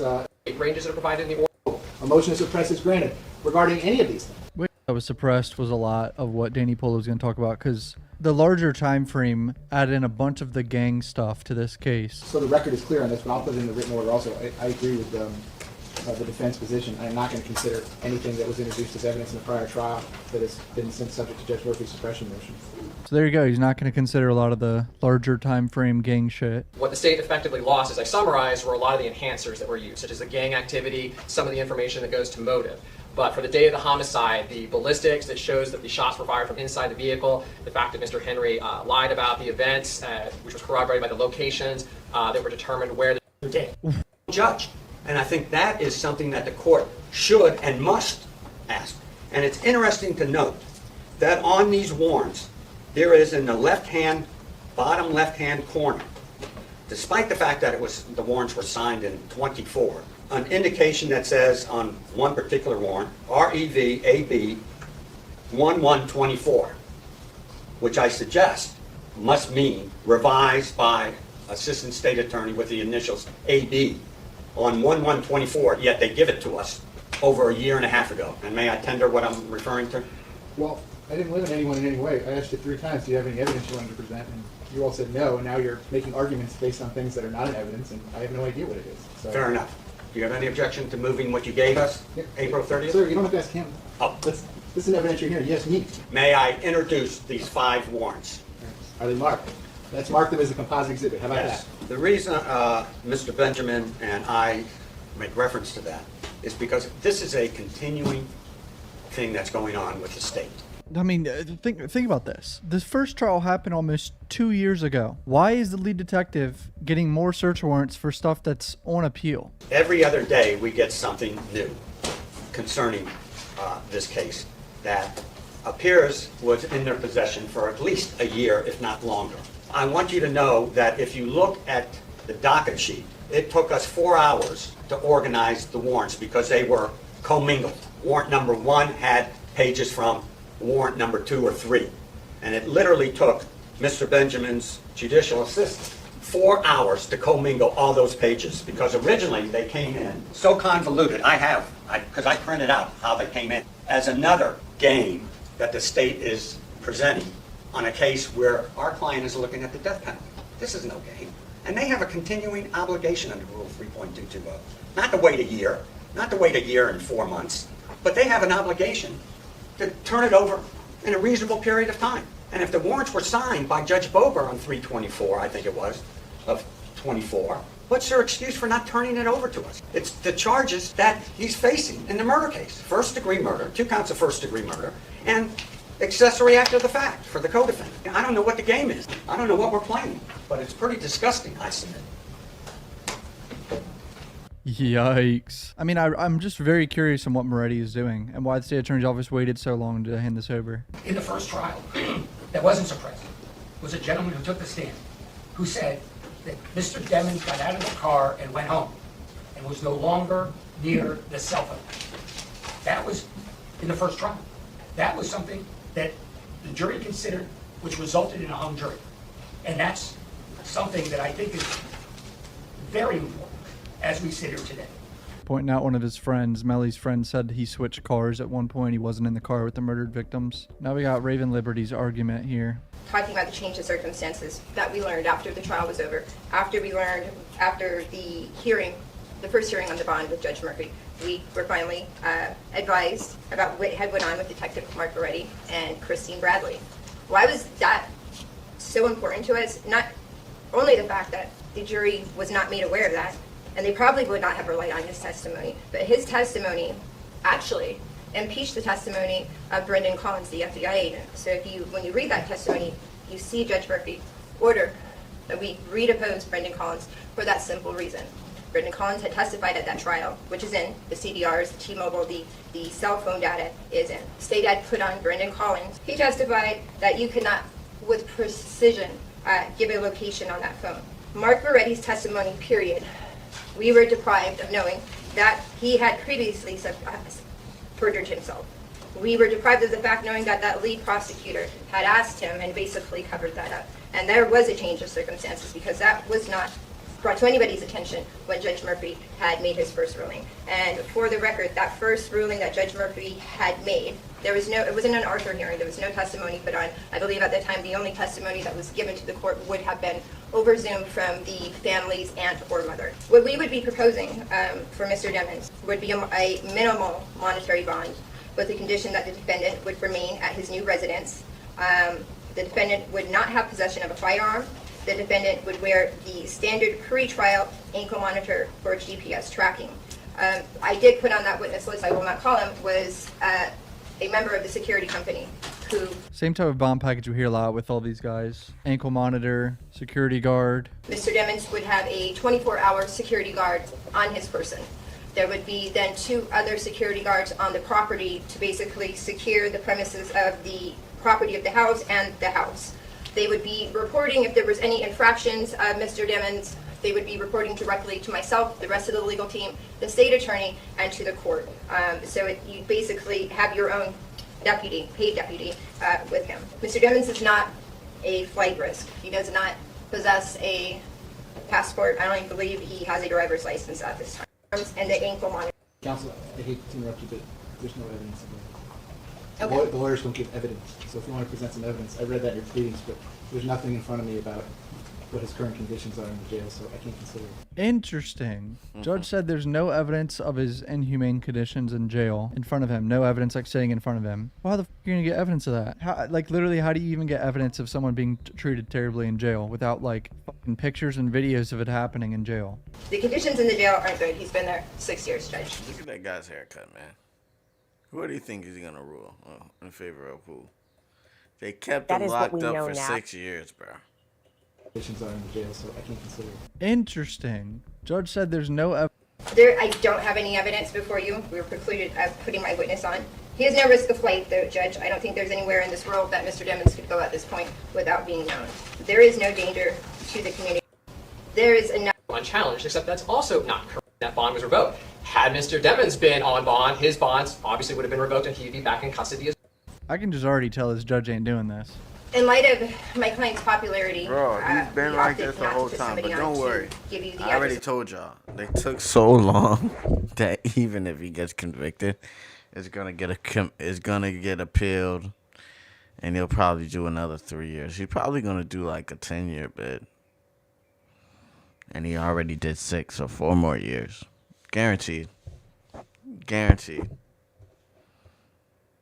That's if he takes a plea. If he doesn't take a plea, he most likely gonna get out. But it's gonna be after appeal, so then he'll have to wait 4 years. They just took too long, and they abused his rights so many times that he'll eventually get out. We were going to proffer. I would Nigga, 6 years to try someone is crazy. give that in camera as far as where he would live at. He would be residing with his sister and with his brother. I can give you the address. We would have the security detail. All of that can be given to you in camera. As far as the second amount, his record label would be if there was a monetary bond in place. His record label is agreeing to put the monetary bond up for him. So the financials would be covered because it would be coming from his record label. He is actually look how he's shaking his head. He has a recording contract. He would be able to Look work at him. and have a source of income. Yeah, look at that We have dude's conditions in haircut, place. man. This is a freaking fucking. If his forehead had the words "cops" on it, I wouldn't be surprising. To ensure. It looked like an officer. As far as what the state's arguing that they're afraid he would flee, I can't think we alleviate any concerns when I put security on him. It would be essentially a private cop monitoring him 24 hours a day and another individual monitoring 6 the property. years, They would be hung reporting jury. back to not only the defense team, but to Still. the state attorney and to the court if there is any issue. Again, the ankle can tell. monitor This is nigga being ain't gonna monitored. fucking give a I have other clients on GPS, and I promise you, within minutes of them not being where they're supposed to be at, somebody is at their house checking on them. So to say that there is concern that Mr. Demmons, while being on house arrest and a GPS tracking monitor, had abscond to another country is basically ludicrous. I just realized June 20th is the day I fly across the country back to my hometown. Are you f***ing kidding me? That's the day of their next court appearance? What are the odds of that? All right, so it sounds like the judge is not ruling on this. Yeah, he's going to randomly rule on it in a written order. He's going to let Melly out, which I doubt he will. I've been saying this. This ain't happening, bro. This guy's accused of killing 2 people. That's a death penalty case. He's not letting him out on bond, bro. Come down with. I think we're going to.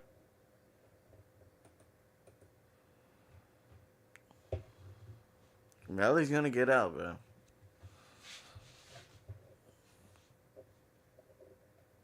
If he gets convicted, he's gonna get out in appeal. About 5 years. Watch.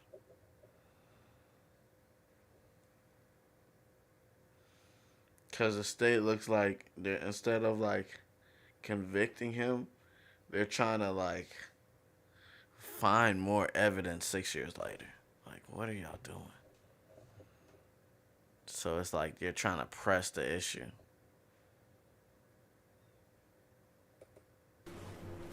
Nigga. Let me see the back.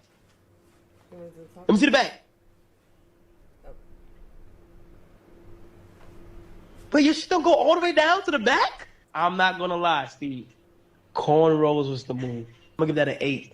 I'm gonna give it a solid 8. A solid 8. Damn. You need to keep your hair braided. You need to keep growing it. If your shit was a little bit more hangier, it'll be over for niggas. Nigga. A little more hangier. Nigga. Let me see the back. Let me see the back. But your shit don't go all the way down to the back? I'm not gonna lie, Steve. Cornrows was the move. I'm gonna give that an 8. I'm gonna give it a solid 8. Hangier, A solid 8. Damn. You need to keep your hair braided. You need to keep growing it. If your shit was a little bit more hangier, it'll be over for niggas. Nigga. Let me see the back. Let me see the back.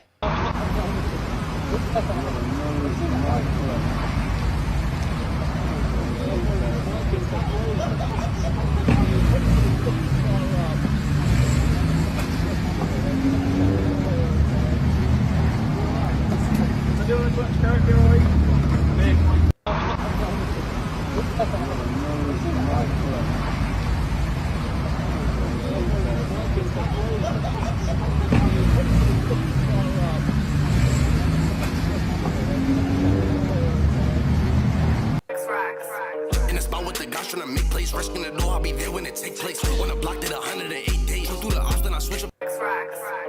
What's up, bro? What the f? You my hair? What the f?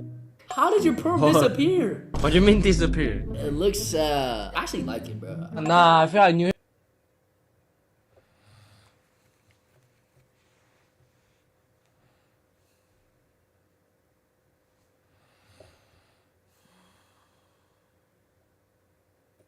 The NBC News mobile app. Alright, y'all, YouTube. It's another stream done. Get out of here. I'll see y'all here next time. Make sure you hit that follow, like, subscribe button. I'm your host, Mr. DJ Grimlock. I'll see y'all later on. If y'all want to see full stream, make sure y'all go to Twitch. DJ Grimlock on Twitch. See you. Oh, wait, what? Joy Taylor is an American television host for Fox Sports 1 and has been there for quite some time. It's no shocker that Joy Taylor is very attractive, and people have speculated that her attractiveness has allowed her to propel through the industries in sports media, which is often male-dominated. And because of Joy Taylor's good looks, she has been able to get the attention of very powerful men. And this is important. When a woman is young, has good looks, and has connections, it should be easier for that woman to be able to attract rich and valuable men, right? Huh? Well, that was partly true in Joy Taylor's estimation. In 2025, as it appears, there are a number of reasons. A, you are young, so you to be what these men want. So right. Gates, she had to change her faith. She had to change her outlook. She had to stop acting a certain way. And to be fair, Brittany Renner did all of that to get the man that she wanted. It was a big sacrifice.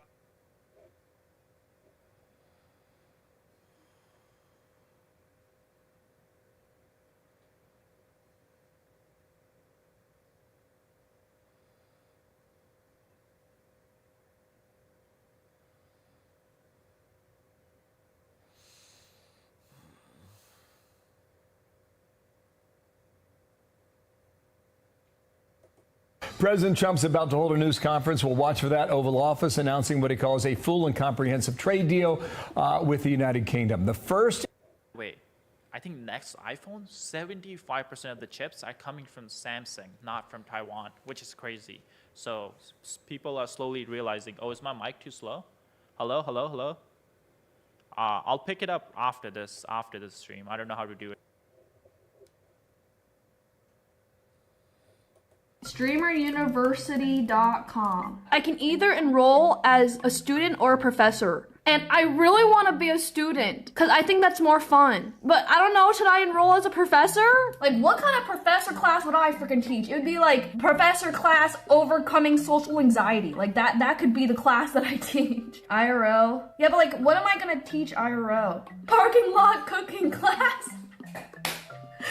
Wait, I'm dead. That's actually good. streameruniversity.com. I can either enroll as a student or a professor. And I really want to be a student because I think that's more Going down. Dude, I'm playing Fortnite, dude. I got my pizza rolls already. I got a new girlfriend. Shit is amazing right now. I'm seeing a gold going down. Dude, I'm playing Fortnite, dude. I got my pizza rolls already. I got a new girlfriend. Shit is amazing right now. I'm seeing a gold going down. Another day in the hood. Man, why this man want to mess with this dude, bro? Up. Self-defense. That shit though. Oh, I got unlimited money. What? You said earlier you had no money. That guy. Top? Mm-mm. Kobe Bryant? No. Oh. Ghana's poverty rate was at a staggering 53%. But thanks to continuous growth and development. I'm cheating.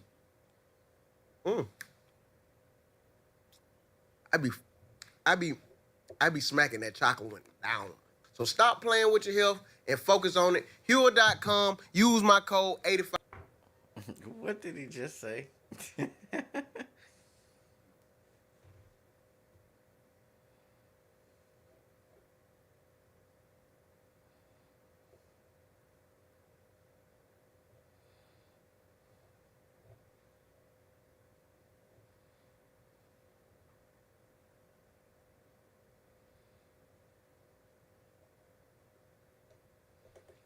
I need that black tree. Better know. That shit got a fucking nuclear waste symbol on it. I wouldn't give a fuck if it had a crossbones and skeleton on it.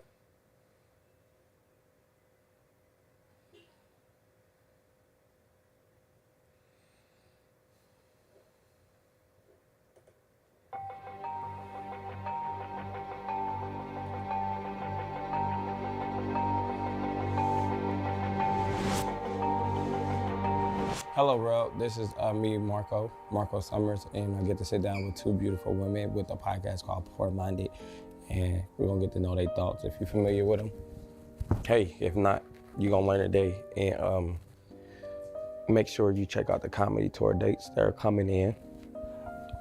Also the Mindset merch, also the liquor I got coming. Whew, man, so much stuff. The sneakers, the shoes. I also got the private jet. I ain't got none of that shit, but sometimes it's okay to manifest. Hello, world. As you can see, I'm watching you as you're watching me. But one thing I want you to do is grab your phone and download Prize Pick. And when you download Prize Pick, make sure you put code FunnyMarco. It's gonna help me and you. Oh, but it's like, hear me out. But, because I'm not gonna lie to you. You are kind. I see What you is it? kind. Yeah, I see So, kinda. okay. When I first met you, it was like, nah.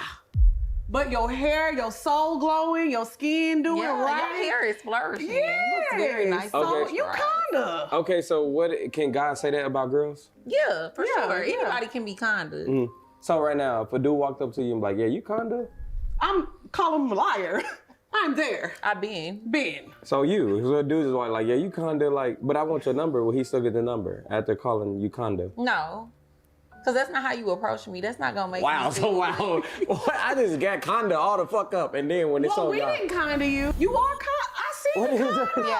Yeah, it's like, all right, kinda is like, hashtag kinda on Twitter. Let's make that a topic. It's showing your growth, though. Have you not been like taking have care of yourself? Yeah, but what about you? Do you feel like, who were you like 7 years ago?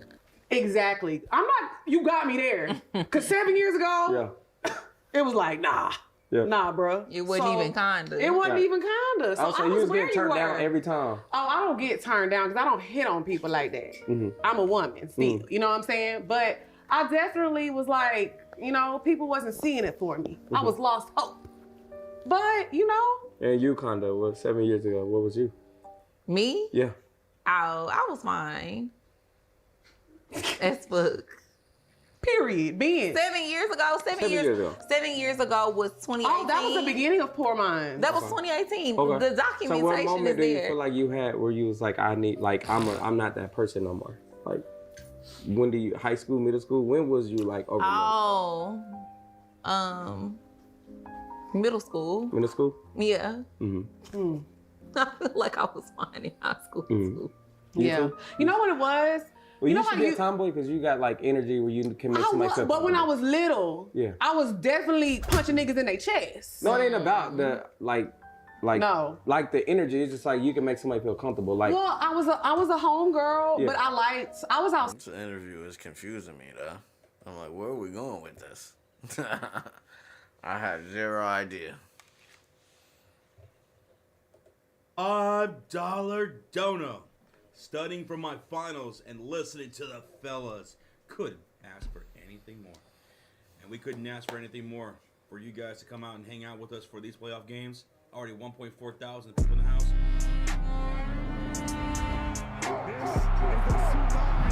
This is a catalyst, but for the other team.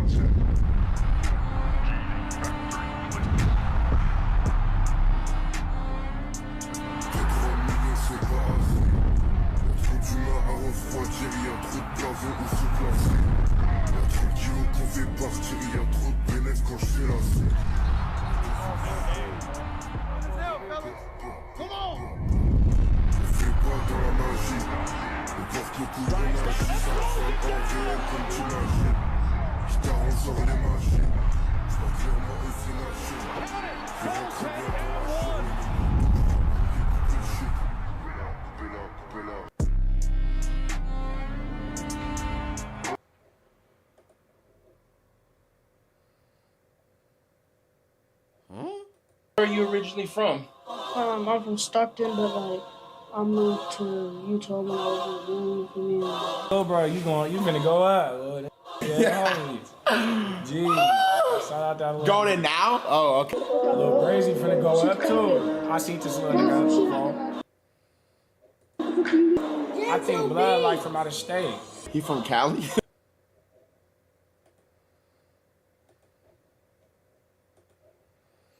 All right, chat. Let me get out of here. Thank y'all for watching. It's your boy DJ Grimlock. Stay Woke TV. There you go. It's like, bro, we're like doing it. Oh my Fuck. God. Come on. Dumbasses. Y'all just big ass dumbasses, bro. Who is this? Oh, that's. Fact. All right, chat. Are y'all ready I'm so for it? proud of you for looking like Dora. Hold on, wait. Let me take my shirt off real quick. Go ahead. Teeth. Chat, does it look good? Let's see what we look like, bro. Miyagi Do VR donated £4.99. All right, I'll see y'all later. I'm not gonna lie, Steve. I'm out. What?